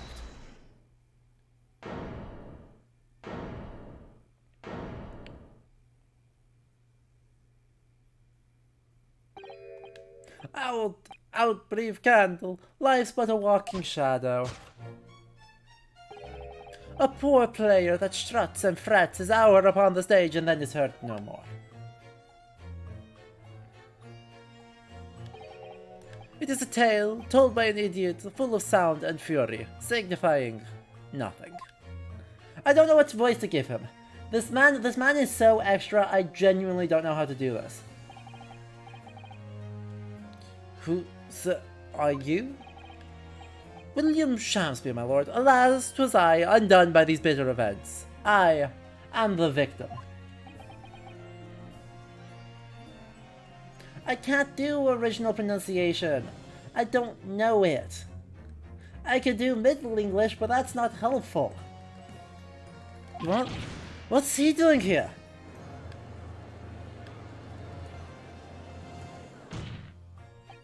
The prosecution seeks to call this gentleman to the stand. With his testimony, my learned friend's futile resistance will be utterly crushed.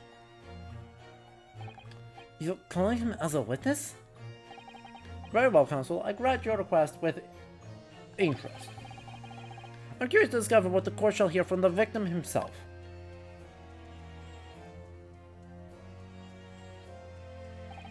Happy am I, Shamspeare, to regale thee with my tale of woe, my lord.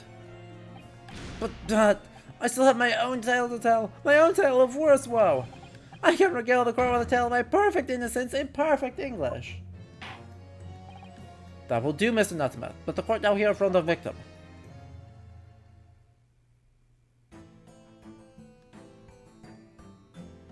Wait, who are you? Alright, so that's Mr. Shamspeare, but who's that other man beside him? Yes, I feel sure that we caught a glimpse of that man before. State your names and occupations for the court, please, witnesses. A writer of words so sweet they do scent the breeze, an inventor of ideas so profound they compose the earth. The unrivaled poet, the unmatched scribe, William Shakespeare, what a great bard to be recalled to life anew. Lo, what a magnificent man. Good fellows, I am here who ponders such a miracle, William Shamspeare. Me, and Meaderman. Adrian B. Meaderman. Over for the Ultimate Gas Company, East End Branch Office. Oh, I remember now, it was yesterday on Briar Road. Oh, yes, she's right, it is him. Oh, what's this? Yes, we just saw this, thank you. Yes, thank you. We just saw. We just...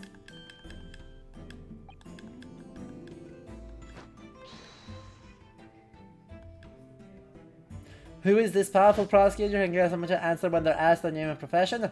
Edward, take notes. Yes, we spotted him outside Mr. Gertev's house that morning. He's a gas company employee? What does he have to do with this case? Mr. William Shakespeare, you are the victim of this miserable affair, correct? Oh heaven, oh hell, do you command me to remember? Hey look, it's Hamlet, Act 1, Scene 5, I believe. That sweet poison that did cross me and cross mine innocent lips. I subpoenaed him for the trial. With his doctor's permission, naturally. Hearing the testimony of the aggrieved will remove any room for doubt from the jurors' minds, I'm sure. Behold, you have only to rearrange the letters of my name to see that me is a seraph, an angel indeed. Thus be I noble of mind, sweet of nature, and verily honest of heart, as all heavenly angels be. Because there isn't a less contrived meaning in your name. No, none at all. The jurors seem to be very moved by this man, I'm afraid. They're actually taking the seraph anagram seriously? Thank you, witnesses, for your illuminating introductions. But my lord, what's the man next to Mr. Shamspeare doing here? The gas man, I believe. Wait, no, me. Well, now. Allow me to enlighten my learned friend. You recall, I presume, your earlier impertinence? When he suggested the victim had another visitor to his room on the night in question, and moreover that the victim is a compulsive liar. What? No, I didn't quite say that. This young chin-stroker is here to controvert your wild claims, conclusively. Is that not so, Mr. Meaterman? Oh, no, I'm just here.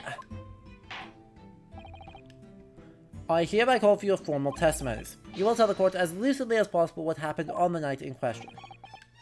One may smile, and be a villain. Yes, it doth pain me, but let the truth be spoken, the truth of that wintry night of my discontent. This is the Winters of our discontent is that Lear? Did you just mix Hamlet and Lear together? No. Winter of our Discontent is one of the comedies, isn't it? God, I haven't done Shakespeare since, like, second year of undergrad. It's been 6 years. Oh, wait, no. Sorry, I'm very far off. Richard III. Yeah. Duh. I knew it was Richard III too, and instead I went straight to the tragedies and then to the comedies, and not at all to the histories. Thank you, Patricia. It's when he's being, yeah, the worst.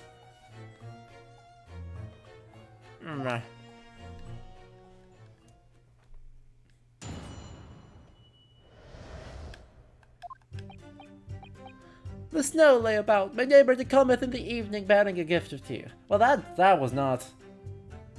That is not early modern English. That is not blank verse. But merry bitter was his drink, and when he left, I did fall straight on my table. 'Twas the tea alone that did pass my lips that late hour, not else. I this close window in the freezing cold all night, keeping an eye on his room. No elevated room, but a short little brown bag, Eastern Bella. Wait, what did you say? You were keeping an eye on Mr. Shamspeare's room all night? Alright, of course the close window is all boarded up, and there's a little gap in bricks where you can see into the room. I spent the night trying to keep my teeth from chattering as I peered in through that. The question is, sir, why? Ah, well, now that's because you told me list. What a piece of work is a man? Wherefore was now staring in wonderment? What a piece of work is a man? 12th night? What are you talking about? This buzzing busybody have no part in this play. I pray thee, pay him no heed. Make no more ado about his tedious words. What'd you say about me? Calm yourself. The court is concerned with what happened on the night in question. Nothing more. Indeed, that is so. And as the testimony we have heard clearly reveals, there was none other than the accused present at the time who could have carried out this crime. Oh, with a piece of work of his man in action how like an angel. Gotcha. It's still his Hamlet. Man, I am very far off. Well, I believe this may be the final testimony of the trial. Now, counsel, the defense may proceed with the cross-examination. Judge, we are only in part 3. There is no way this is only the final part.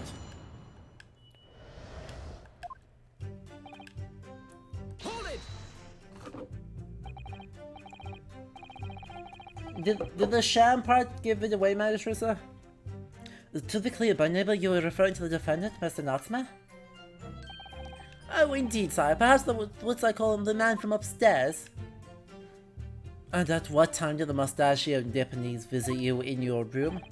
A meeting was promised for the hour of 9, and there did he come to tender a gift of fragrant tea. Details which are in accordance with the defense's own testimony, yes. And we were brought in such a literary debate as history hath not seen before. By which I presume he means... the discussion about who was the stronger, Romeo or Juliet?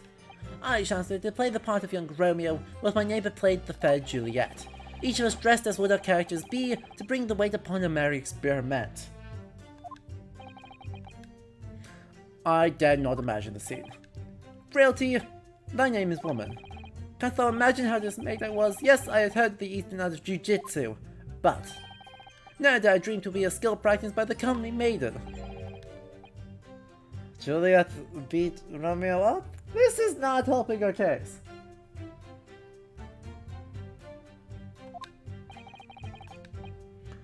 I believe the court has heard enough about your earth-shatteringly literary debate.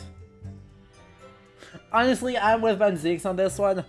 This look of absolute distress on his face is unfair.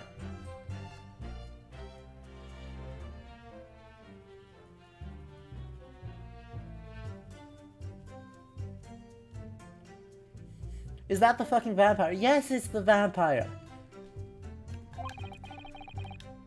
Perhaps you could reiterate your statement about the tea that the accused brought to your room? My liege, I am thy servant. Gladly I would do thy bidding. Hold it! Let me stop you there. Mr. Nospa left your room at 11 o'clock, but wasn't until after 2 that the poison made you collapse. That amounts to more than 3 hours of missing time. If the defense really put the poison in your tea, the 3-hour window of time is something you're going to have to explain.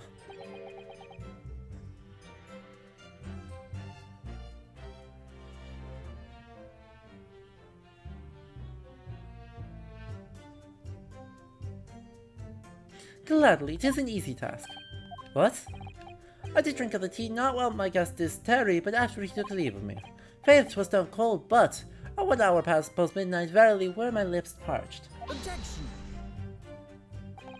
But doesn't sound normal. Nay, it is quite ordinary, sire. After all, thou wouldst recall our fiery debate. Amid such argument, there'd be no time for fiery tea. Romeo and Juliet again, until was stronger. Mr. Shamspeare, in summary, allow me to confirm. Did you not come here with the intention of naming your attacker?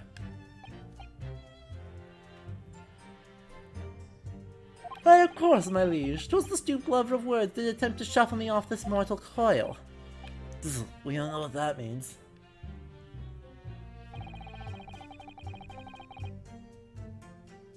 Hold it!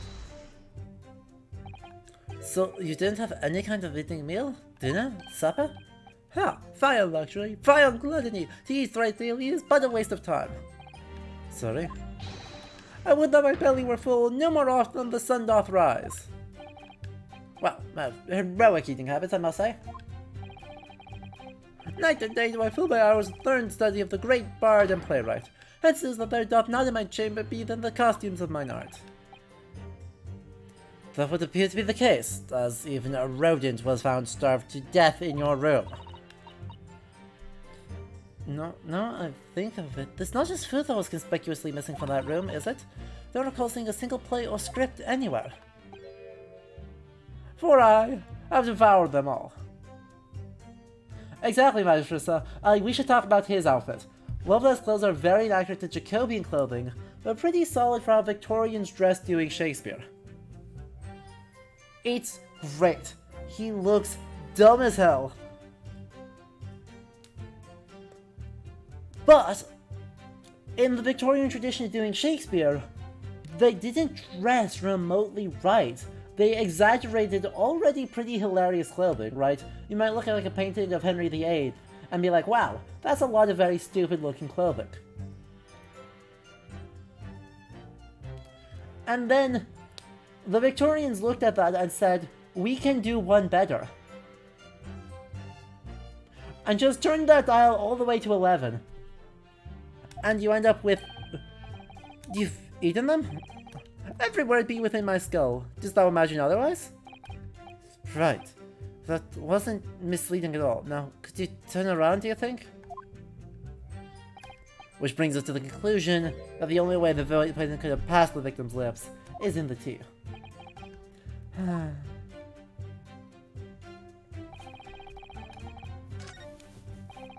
You end up with this shit. Way too much jewelry, presumably made of glass.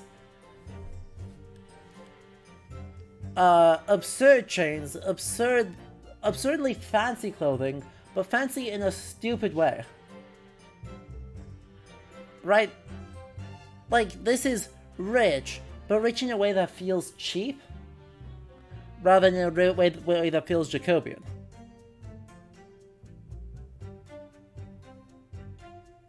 The ruff is much too low. The staff looks stupid and is probably painted wood. The gemstones look fake as hell. And there's not enough, the layering is all sorts of wrong. So it ends up looking like a, I don't know, Ivanhoe's depiction of a court jester, rather than,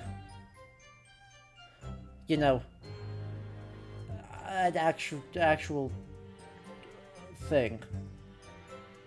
Also, his over-the-top gestures are very much the worst of Victorian stagey hamminess. Exactly. Hold it! But the windows of that house have all been filled in. A historical artifact of the now defunct window tax.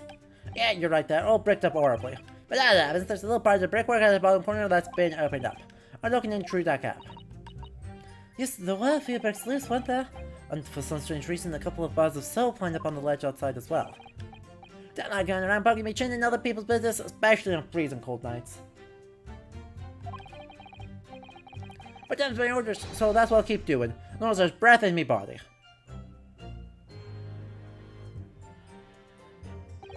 What's with all the theatricals today? Out of interest, Mr. Meterman, after the accused had left and returned to his own lodgings, did you see the victim leave the room at all?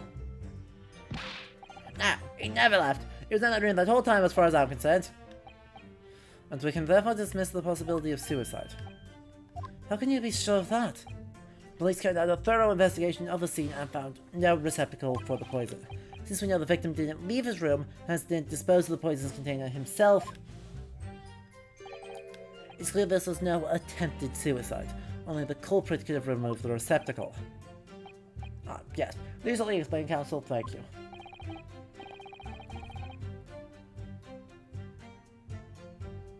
It really was. You can't argue with the logic. Hold it! You say a short little run back to Easton fella. So you can't be sure it's the defendant then? How many other short, little, round-backed Nipponese with a mustache do you think there are in London? And of course, it's only a neighbour gap, but it was quite dark, so I didn't notice the mustache. But he showed up at around 9, so I'm pretty sure myself. And when the person he saw arrived, did he and Mr. Shamspeare drink tea together? Ah, sorry, couldn't say. Why not? Because I couldn't see into the room all that well, could I? But what if I did see what's a cello of a pretty little round-back fellow wearing a pretty dress? I probably started some kind of wrestling match. Tell you I didn't know what to make of it. I suppose... Jesse, we are in Resolve Case 2 right now, but I have played the whole thing before. But was the Romeo and Juliet championship battle getting underway? Mr. Meterman, allow me to confirm one final time. Apart from the accused, can you state with certainty that no one else visited the victim on the night in question? No question. Gasman's honor.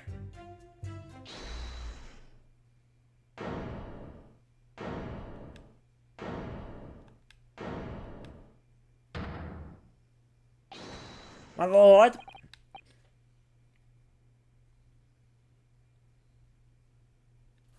Goodness me. Yes, Mr. Foreman? I've kept me mouth shut and listened up to now, but this has gone on far long enough. Are you all with me? Yes! Are we to understand that you ladies and gentlemen of the jury are in agreement with one another? That you've reached a unanimous decision? You're right, we have. Are you all with me?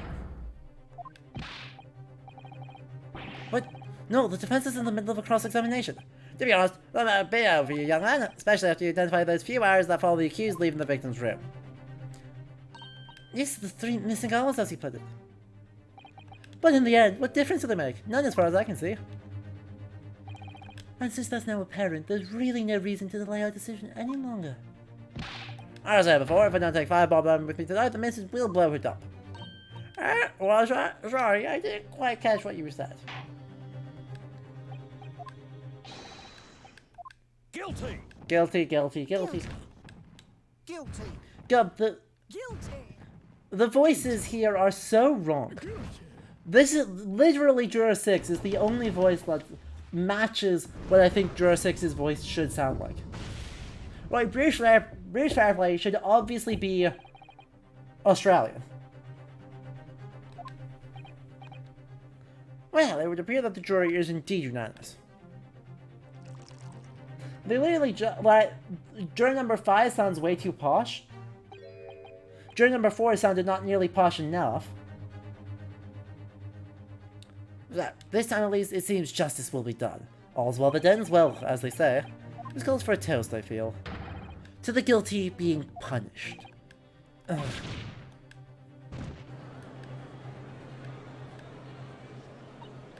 Get up, Mr. Naruto, please! The trial isn't over yet! What do you mean, Mr. Zato? No, they're just pyromancers, Yorm. Well-established tradition of Victorian British pyromancy. What about the information I found in this Encyclopedia of British Law I have? That obscure right that belongs to the defense in these situations, remember? A summation examination. Yes, that's right. We don't have a jury in Japanese courts at all. But here in a British court of law, if we can reverse the decisions of a majority of the jurors, we can force the trial to continue. Ooh, similar to Angela Lansbury, but deeper and more snarky. See, that is a good choice. That is a good choice.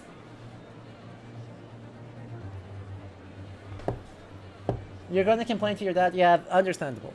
This trial can't end now. Whatever it takes, I just can't let that happen. The defense moves to invoke its right to a summation examination, my lord. Why am I not surprised at my learned Japanese friend's inability to admit defeat? You choose to cling desperately to some archaic rule you barely comprehend, instead of accepting the truth. Certainly no other defense counselor in recent times has exercised the right to a summation examination. Because they all know that once the jury's mind is set, it cannot be altered, except for all the times that has been altered.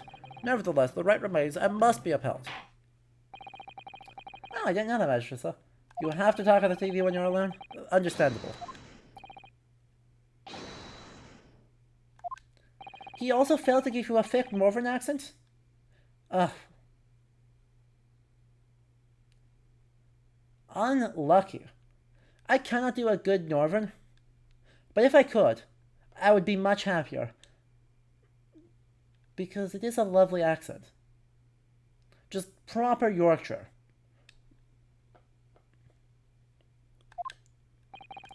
Believe me, my lord, we all know about these young lads' tenacity, and we're ready for it. Very well. In that case, ladies and gentlemen of the jury, I hereby call upon each of you to state the grounds upon which you find the defendant guilty of the crime for which he stands accused.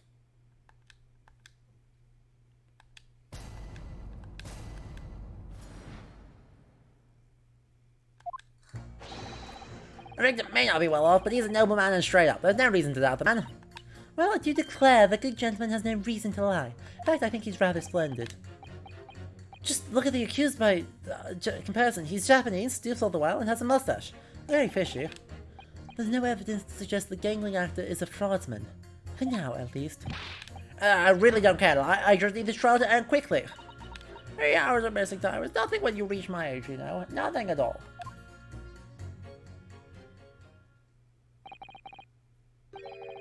I do it. Every single one of them seems completely convinced. It would seem that all the jurors have come to the conclusion that Mr. Shamspeare is a fine, upstanding, and honest citizen. If you ask me, they've all been displaced by strange theatrical movements.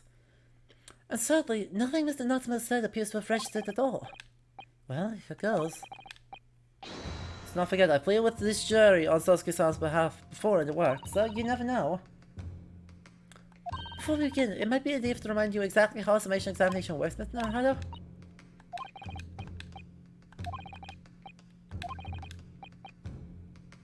No need! We've got this! Thank you for the kind offer, Mr. Soto, but I've been through plenty of these summation examinations already now. I think it's important that we don't delay the start any longer than necessary. Of course, I understand, and I'm quite sure you're right. If you're confused by anything at any point, you can turn to me for advice whenever you like. I'll be here for you.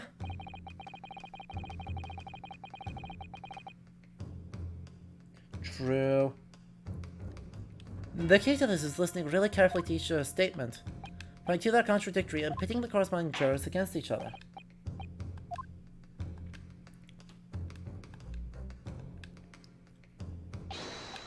Yes, my lord. Wait, we gotta see little friend.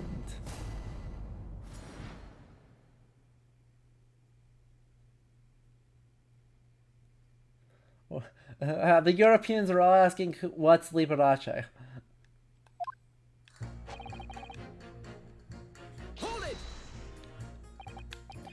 Well, there are plenty of people in London who seem noble but poor. Couldn't some of them also be liars?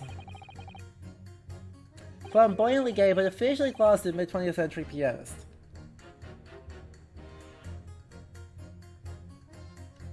I'm like 85% sure that E is pronounced. I think so. Now I'm second guessing myself, Yorm.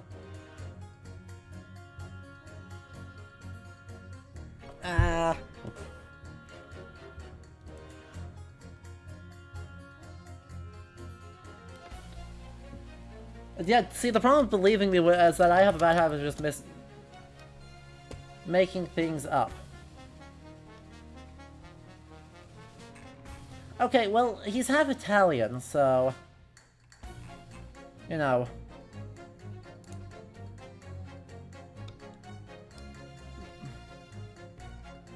But... Okay, yeah, no, his father is Salvatore Liberace. Yeah. Okay, absolutely pronounces the E on that.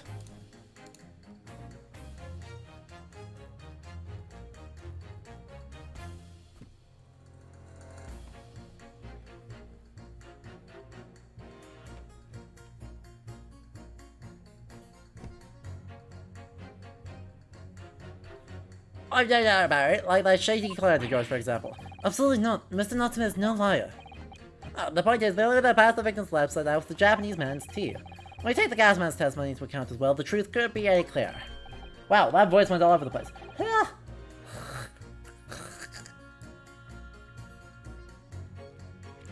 Sorry. Apparently my voice is getting tired. We must hopefully we're close to an end, or to the next stopping point.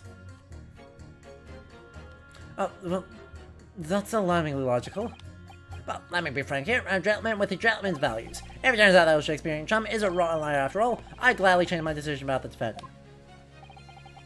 I'm sure my fellow gentlemen on the jury would do the same, isn't that right? Well, yeah, perhaps, though I don't see it happening. What's that? Elderly gent on the end here, you know, you'll have to speak up. I really don't care about all the nonsense. I just need this trial to be over.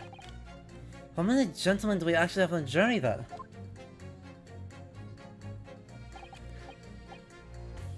Alright, so I may hold you to that. Don't forget what you said.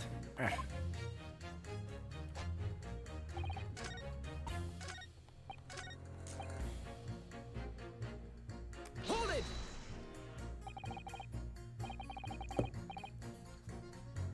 Yeah, we've also been trying to pin one murder on him.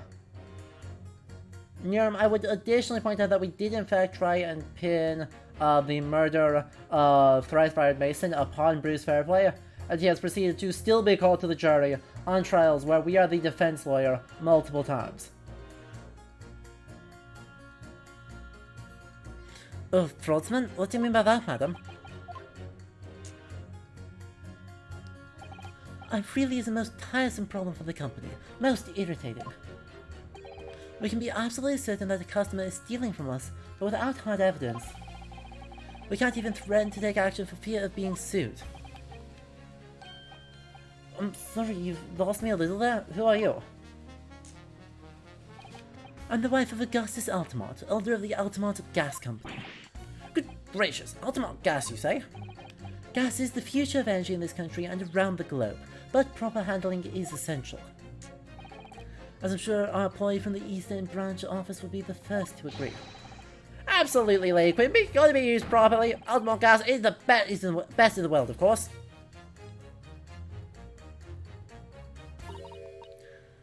Oh, I think we may have solved the mystery of the bell from earlier, Mr. Arhado. Right. Or bow earlier. Right, he bowed in deference to his employer's wife, did he? Ah, so would I be right in assuming that the recent meter man was watching what Mr. Shamspeare was up to in his room? I'm afraid there's no end to the lengths the population of the East End will go in order to steal our gas.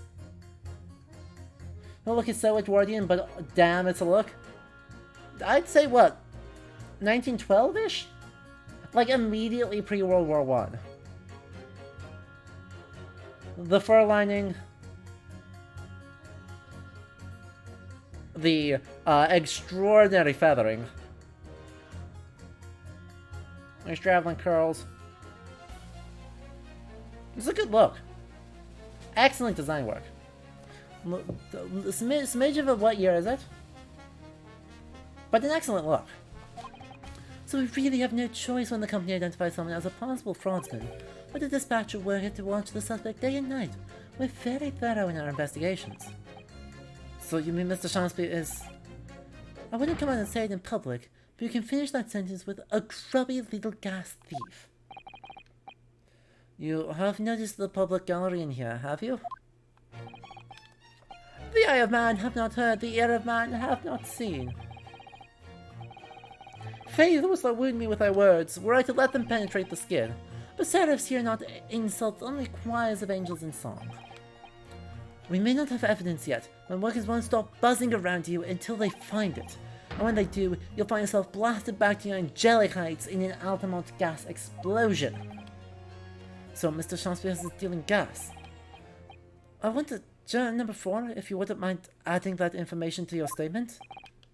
My pleasure. Was the bit about ripping that thief a pie you enjoyed? A little before the part about abject violence, if it's not too much trouble. Yes, of course.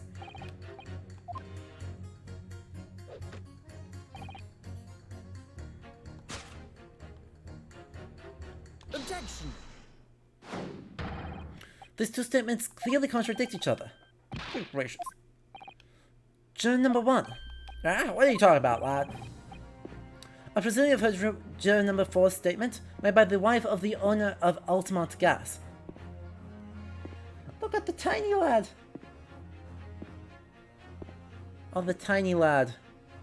He may be floating a little bit, but he is still adorable. Well, yes. The victim, who you claim to be a noble, straight-up man, in fact, turns out to be a common thief. So the good lady says, but there's no evidence of that. You know, both of them say as much. It's true, we don't have evidence as such, just yet.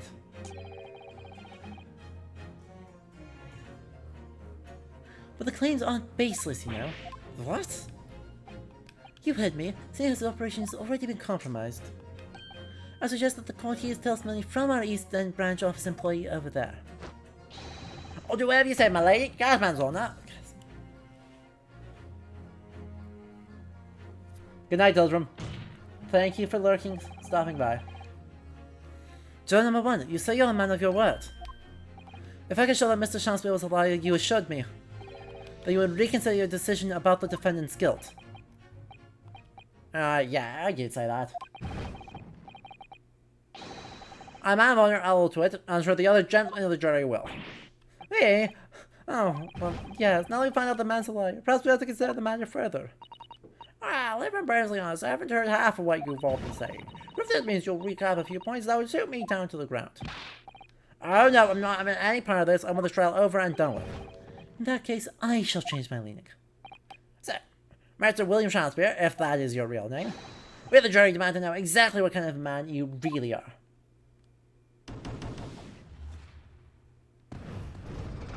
You think the lawyer should duel to settle the case? Yorm, I have excellent news for you. Not yet, but soon. Is it still in the era when they're using coal gas? I'm not sure, Agalias. My instinct is this is the transitional period. That's for jurors. For not guilty. So, right, the argument seems to be that Altamont thinks it's superior to the others for not doing coal gas. Which does mean that other gas companies are in fact doing it. Are you going to see a katana versus rapier duel? I want to see that. Not quite.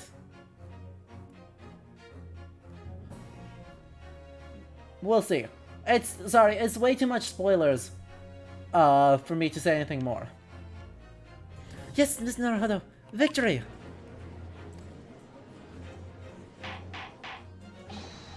Order!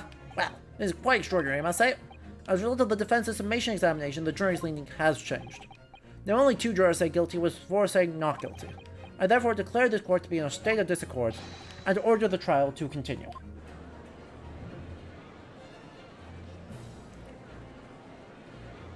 Three, two, one, yeet. Come on. Yeah! You have spoiled the bouquet, Mr. Shamspeare. The ladies and the gentlemen of the jury now find they are unable to trust you, the victim. Hear no evil. But you gods will give us some faults to make us men. So God mend me, I do swear. This gas man speaketh that which concerns him most, naught but gas, naught but thin air. Aye, it burneth bright a while, but it hath no substance, and it doth reek foul. Oi, what do you say? Do I take it, Mr. Shamspeare, that you deny the allegations of gas thievery? Most heartily, my lord. Hast thou forgot? I am as a seraph, an angel, noble of mind, sweet of nature, and verily honest of heart. Ah, you flowery-mouthed, pompous beanpole, just 'cause I haven't got the evidence yet. Shamspeare's Japanese name comes from the Japanese word for crook. I mean, so does sham in Shamspeare. Mr. Shamspeare, if in fact you are not noble of mind, sweet of nature, or honest of heart, if you are a liar, then your testimony should have no sway in this courtroom.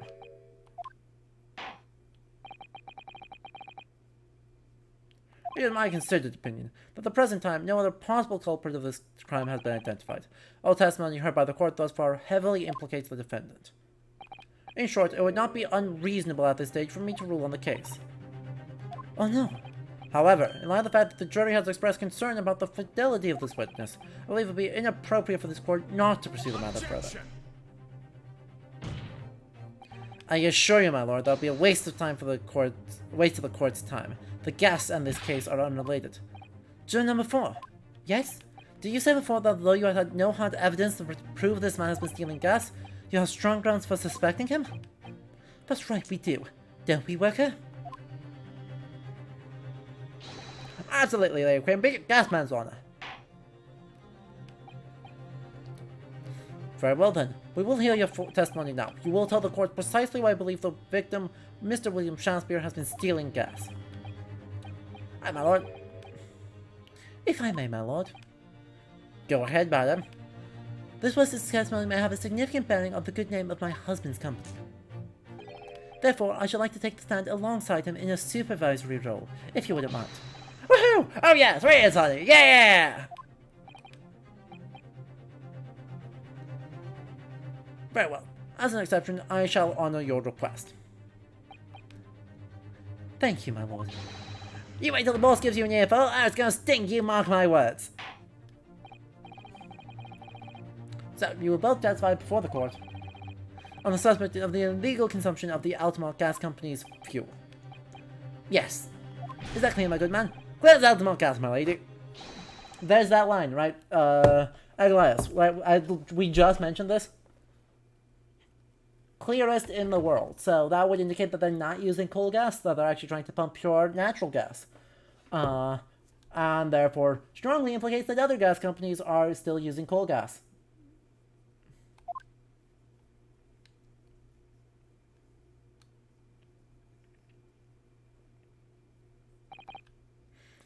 Do you think the gas has gone to his head, Mr. Sato?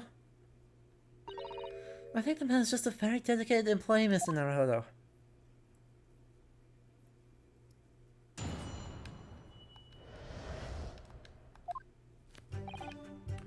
I'm proud to be the company's ASAM branch investigator and meter money collection agent. Osmond Gas meters accept 3 penny bits, each coin giving customers about 2 hours of gorgeous gas. And yet the meter in Mr. Shamspeare's room didn't have a single coin in it. The meter doesn't appear to have tampered with though, and the collection agent has the only key. Somehow, he's using all the flaming gas he wants without paying a penny. If that's not thieving, what is? Why do you think they're bee themed? Is it just the aesthetic? I think it's just for all of the bee puns of them buzzing around doing investigations. Literally, I think it's just for the bee puns. Pray forgive my discourtesy. The irrelevance of this testimony caused me to turn to my hallowed chalice. What do you mean by that remark, Lord Van Zeeks? Did the mustachioed Nipponese poison the gangling excuse for an actor, or didn't he? That is all that should concern this court, yet now we must listen to this abhorrence. Clearly what separates the vast British Empire and your eastern island nation is more than geographical distance. No, Maestressa. Van Zieks is not right, because establishing that the witness is that the primary witness who is implicating the defendant is untrustworthy is totally a valid strategy.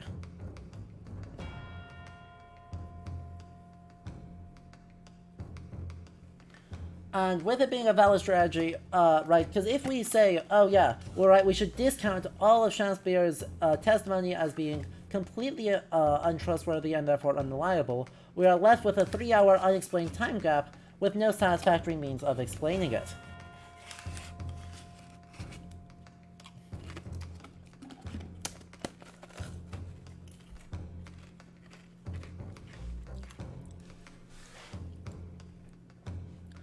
But this could turn out to be crucial testimony.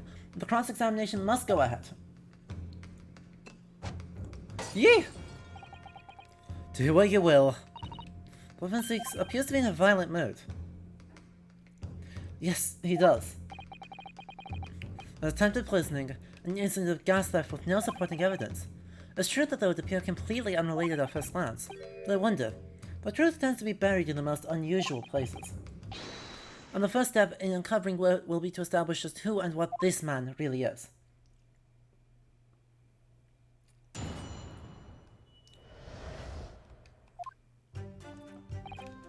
Hold it! Not suspicious coins, but threepenny coins. Does that mean you enter people's houses in order to empty their gas meters? I do. I have to try and catch people when they're in, and ask permission to come inside and do my business. Does that mean you've been into Mr. Nottimer's room before, as well as that of Mr. Shamspeare? I don't know, interesting you should believe it up, because I can believe how little money was in his meter. I mean, how the paradigms of the winter is beyond me, it really is. Knowing Mr. Nottimer, he probably spends all his gas money on books.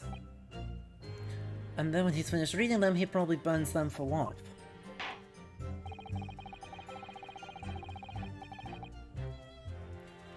You will kindly reiterate your statement about the gas meters themselves, Mr. Meterman. Not much to say really, but as you wish.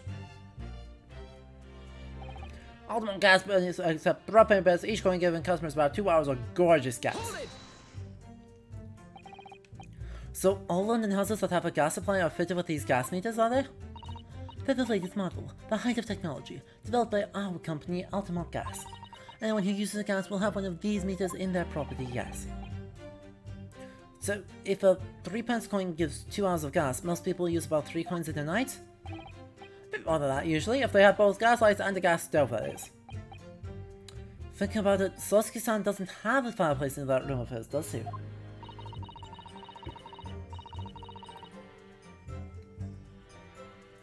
Some people still choose to use candles, of course, and only have gas for heating. Ah, yes, I do remember seeing candles in Mr. Natsuma's room, actually.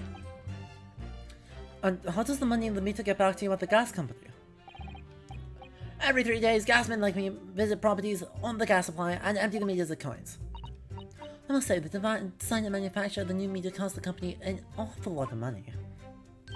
But happily, it did put a stop to people not paying their dues, for the most part. Oh, because they have to pay in advance, you mean? Yes, exactly right.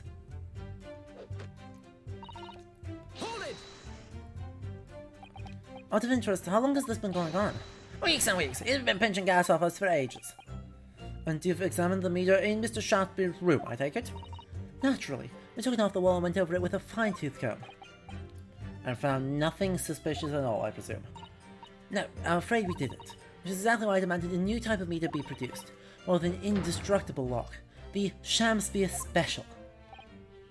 That sounds like it would have cost an awful lot of 3p pieces. But even after all that, the rascal's meter was still empty. I'll never forget that humiliation. We opened another money box and found a bat. You what, I said? You what? And the look on his face, that smarmy smile of his. I pulled the meter straight off the wall and took it back to the office. You know what? Not a trace of it being jemmied open anywhere. Not a single sign. What's happened to my salary as a result? Down by 3 shillings a day, that's what. It was a life-threatening situation, in a number of ways. Incidentally, what became of that meter? Nothing became of it, I still got it. Oh. Right here. No wonder they call you a meter man. I think it would be prudent for the court to sequester this item while the trial is ongoing.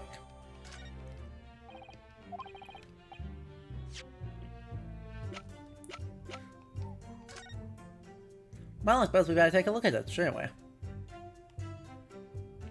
You didn't...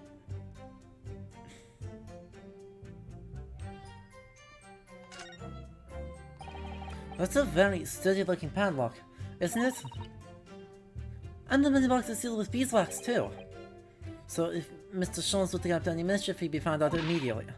Mr. Naruhodo, Mr. Atkins, not the sort of thing that Mr. Shons the...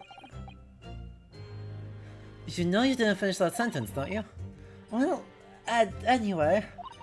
It's understandable that the gas company would want to safeguard the money that's rightfully theirs. But it does feel a little over the top, perhaps, doesn't it? No, Susato, do not support the rich. Do not support the rich. Oh, what's... Have you spotted something, Mr. Naruhodo? Just here, there's a little hole, do you see? Goodness, you're right, I wouldn't have noticed. It's not a very neat hole. Not professionally made, I'd say. So, do you think it may have been opened up by Mr. Shamspeare? Possibly. Seems the people at Altamont Gas must have missed it. Well, it certainly seems to go all the way through to the inside. Yes, but there's no way a coin could fit through there. That's true, but even so, it seems more than a little suspicious.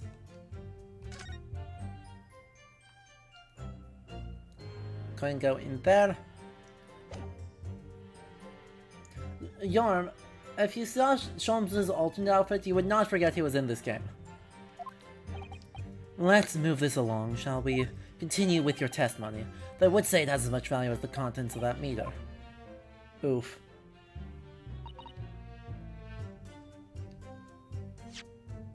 Can we just present...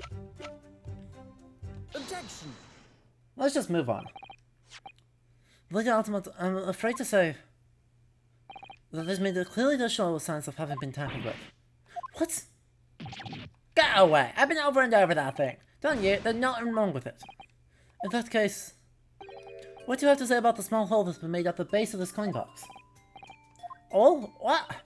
You're right. You're quite right. There is a little hole in there. The meter's not supposed to have that. None of the others do. In other words, we can assume that Mr. Shamspeare secretly opened up this hole himself. Yes, I wouldn't be at all surprised, but why? Yeah, well, I mean, it's tiny. I'd get a farthing through that. Lady Ultima, I wonder if you could give the court some more details about your meter design? What sort of details? Well, what I'd specifically like to know is...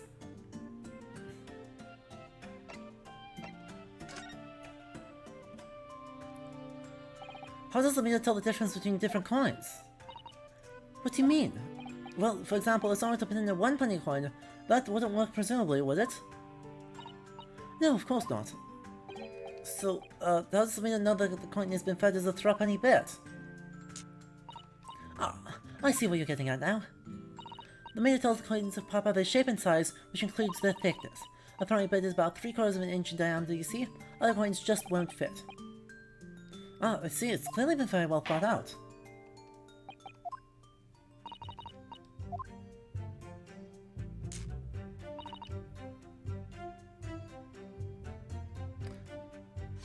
Maybe we'll take a look at the soap. Oh, look at this bar of soap. There's a circular depression on this side, about 2 centimeters across. Oh, 3/4 of an inch. Ah, do you think... We did find this soap at the scene, didn't we? Yes, there were 2 bars on that little ledge just outside the window. So we took this one. I'm sure that when we first found it, there was some sort of reddish medallion in the middle there. I remember it clearly. Yes, but there's no sign of it now. Where could it have gone?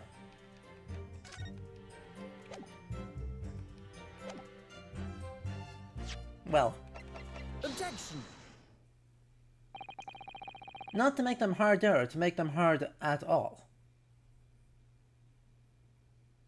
Let me just confirm something here. If the diameter and thickness were to be correct, the meter would accept any object as if it were a 3 penny bit. Is that correct? Yes, that is correct. Well, by something like a coincidence, while we were investigating in Mr. Shamspeare's room, we found a particular item that matches the dimensions perfectly. Something the same size as a 3 penny bit? What was it? The item in question is this. What? Have you been inhaling gas? That's a bar of soap! Certainly looks nothing like a threepenny bit, I must say. I'm also going to have to point out exactly what I mean here. What's so important about the soap is this part here. Got it! Got it! You have to turn over the soap to see what I mean. Oh, are you referring to that round depression in the middle of the soap there? That's right, a depression that's approximately 3/4 of an inch in diameter. Or in other words, almost exactly the same size as a threepenny bit. Get away! Does anyone here in possession have in their possession a threepenny bit? Quickly now, hand over your coins, ladies and gentlemen.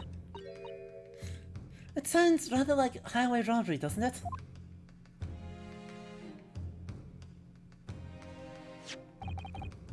Thanks to a kind member of the public in the gallery, I have here a threepenny bit. Now, to see if it fits. My word, it couldn't be more snug. Yes, as I suspected. This, without a doubt, is a vital clue to explain how the Altamont Gas Company is being defrauded. Well, I don't believe it. Go on, little lad, we believe in you.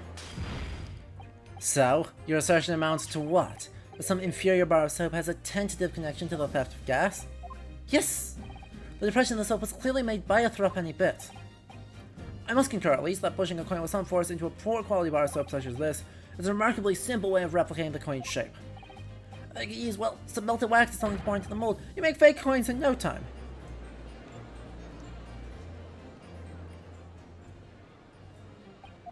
This brings all the pieces of the puzzle together. It's the method Mr. Shamspeare was using to steal the gas. That's the missing link. And now, if I follow that chain of thought, it's going to bring me to a new explanation for what happened that nobody's considered yet. But this is all nonsense. Rather than making fake coins, by what he would have found that when he emptied the meter. Quite true, Lady Altamont, in the absence of some black magic that can make them disappear. I see. That's what we're dealing with, is it?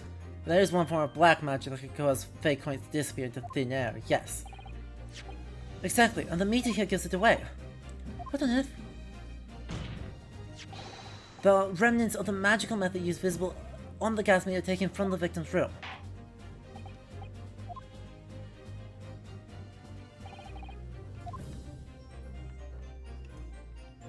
Got it!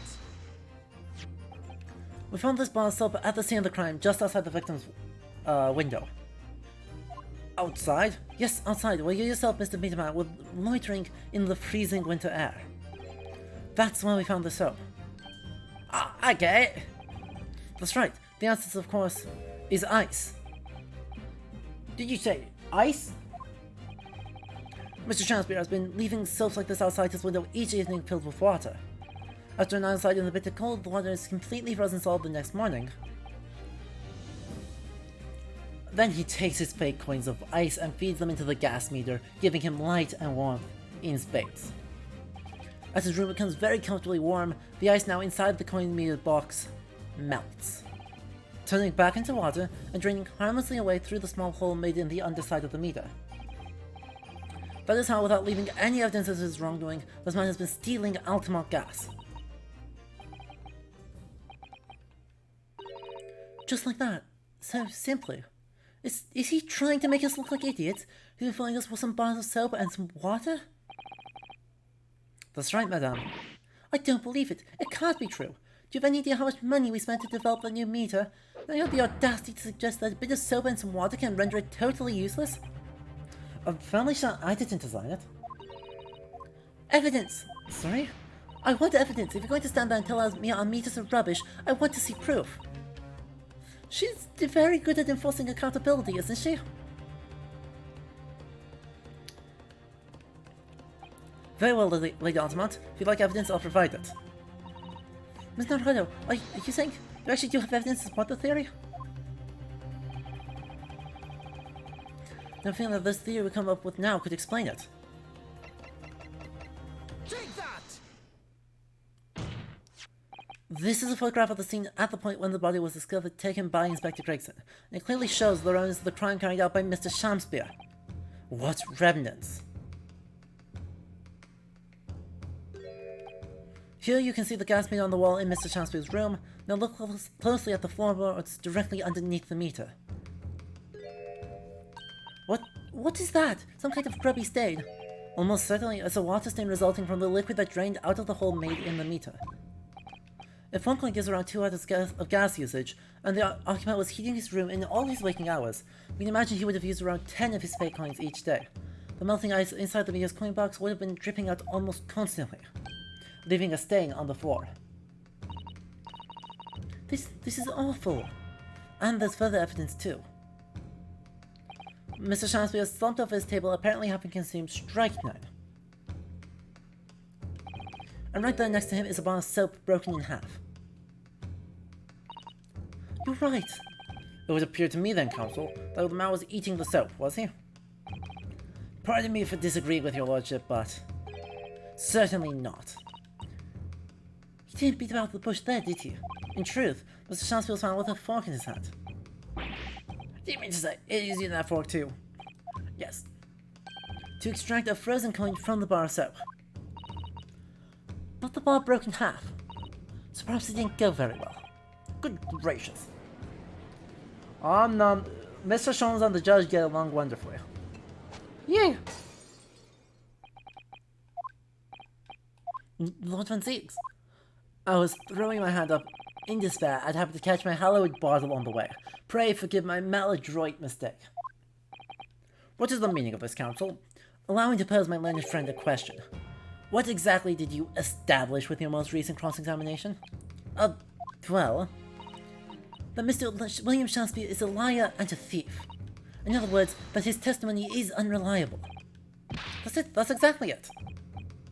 Very well, let us assume the man is a liar. Now allow me to pose another question. What possible difference does that make?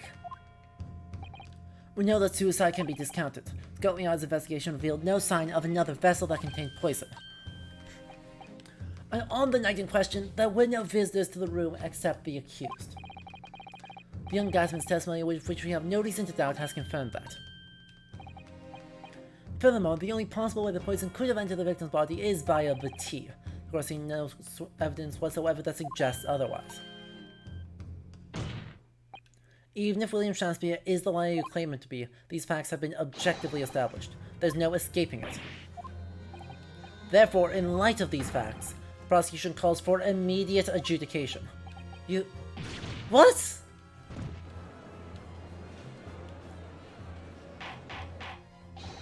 Order! Well, Counsel, how does the defense respond? Miss Naruto! What was the point of the last cross-examination? Did it actually get us anywhere? Or did it make no difference at all, like Lord Van Zieks is saying? No! This isn't over! The defense will not rest. What?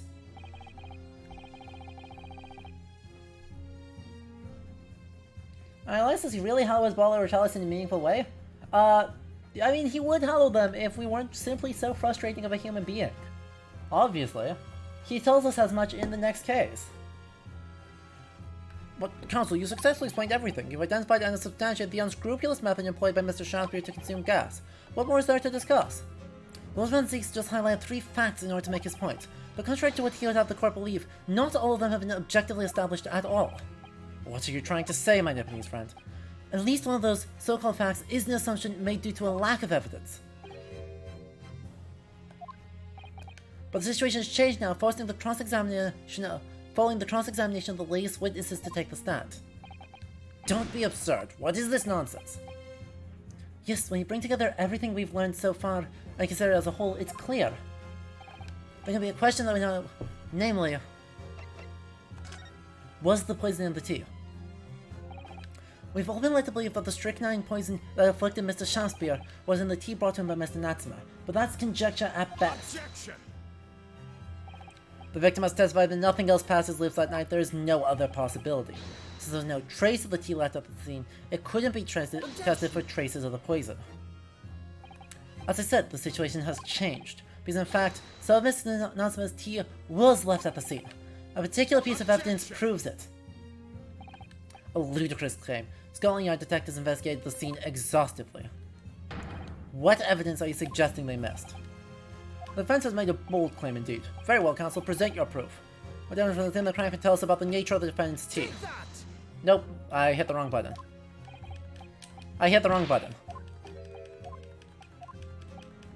I I hit the wrong button. Shut up. It's the soap. It's the soap, not the teacups. Shut up. I saw this and then I overshot. Take that! Good gracious. The soap again? The same bar the victim used to fashion his coins of ice? Yes, that's right, my lord. It just is gonna come back to me. Something about when we first found this bar of soap at the scene yesterday. It's more bars of soap. Soap? What are bars of soap doing lined up on a ledge outside the windowsill? I'm quite certain that when we originally stumbled upon the bars of soap, there was actually a frozen coin in each bar. So you discovered the gas thief's coin factory. Fascinating. In a way, yes, but there's more. The coins we found us up at the time weren't normal ice. There's something strange about them, you mean? Exactly, something very obviously strange. They were red. The ice was red? No. You mean... That's right, it's obvious to me now. The fake coins of the soap were made from frozen tea. What? I would remind the court of a statement made by Mr. Natsume earlier in this trial. That evening, yes, I did take some freshly brewed tea with me when I visited Mr. Shamspeare's room as a gift. The public water pump outside always freezes at night, so I bought bottled water especially to make it. This is the result. Never will I touch it again, never! Ah yes, I believe there had been a snowfall that day. It was particularly cold. Sadly, on such occasions, the poorly constructed water mains in the East End are prone to freezing. So, on the night in question, Mr. Shamspeare, having no running water to use, was forced to use the tea brought by Mr. Natsume in order to make his fake coins. Look at our little lad looking so dapper. So gallant and dashing with his sword and bold stare. My word. There were 2 bars of soap on the window ledge when my judicial assistant and I investigated the scene. That's right, and we only borrowed one of them. Which means that even as we speak, some of the defendant's tea is still present at the scene of the crime, frozen solid in a bar of soap outside Mr. Shamspeare's window. Extraordinary! Earlier today, Inspector Gregson informed the court that even if 1 drop of the tea remained, Scotland Yard would be able to analyze it for poison. All his ice needs an ice-cold take. The ice-cold take is that the little lad is in fact Danso Norwegian, dashing and gallant, and he is the best part of the alternate outfits. But also, a secondary alternate,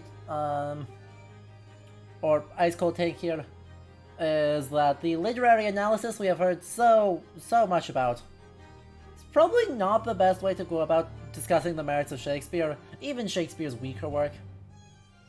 Just a thought. We do not recommend cosplaying as Romeo and Juliet and then wrestling. That is near automata levels of Shakespeare adaptation. And unless we are robots in a post-apocalyptic wasteland in the year 10,000 AD, in which they have forgotten everything except that the names were Romeos and Juliets, I can't say I recommend it.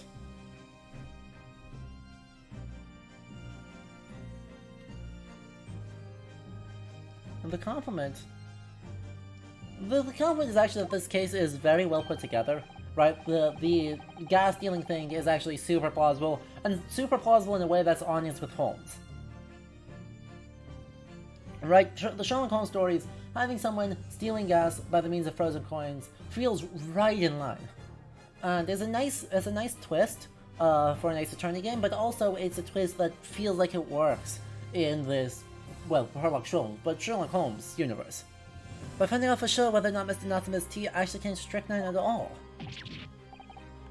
You smug Nipponese. My lord, we cannot do the defendant the injustice of passing judgment now. The police should be dispatched to recover the remaining bar of soap from the scene at once. The defense requests a thorough analysis of the frozen tea embedded in it to determine whether or not it contains any poison. Bailiff, instruct the police to do so. Investigate the scene at once. Yes, my lord, understood.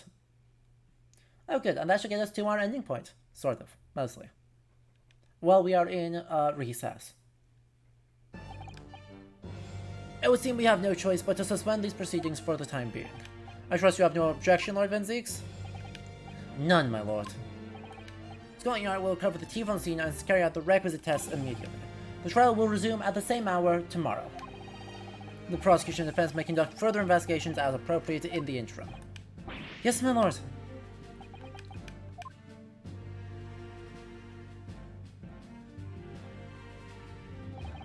Well, we managed to scrape through there somehow. Thank you, counsels. Court is adjourned until tomorrow.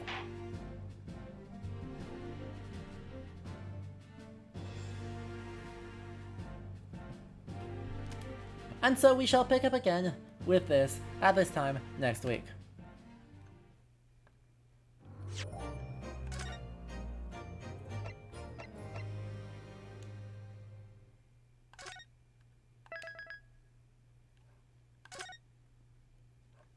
Hey look, I actually have a save right here from the same point. Brilliant. Alright, so chat, I hope you all very much enjoyed this. We will be back on Thursday with more Elden Ring.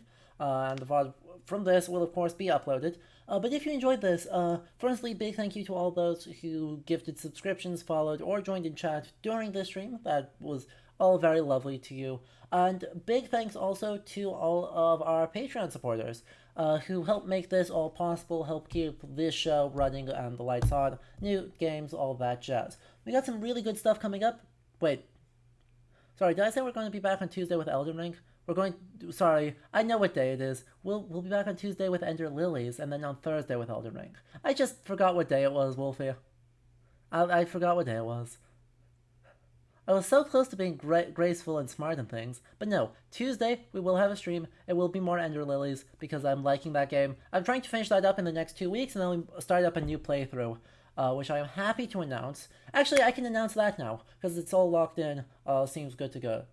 Next 2 weeks are going to be Ender Lilies, and then after that, I'll be starting up a playthrough of The Forgotten City with a guest commenter who specializes in classics and classical reception in games, and I am very, very, very excited to have Dr. Richard Cole on to join me for that. So that's going to be coming up starting at the end of the month, but that means we got a couple weeks to burn, and so we're going to try and finish up the rest of Ender Lilies in that time.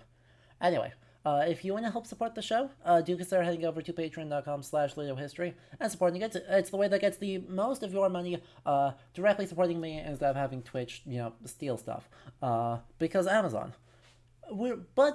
All support is greatly appreciated and will enable me, as we keep growing, to keep doing even more stuff. So do spread the word, all that jazz. And until then, I hope you all have a good rest of your weekend, and we'll catch you on the next stream, right? Alright, good night everyone.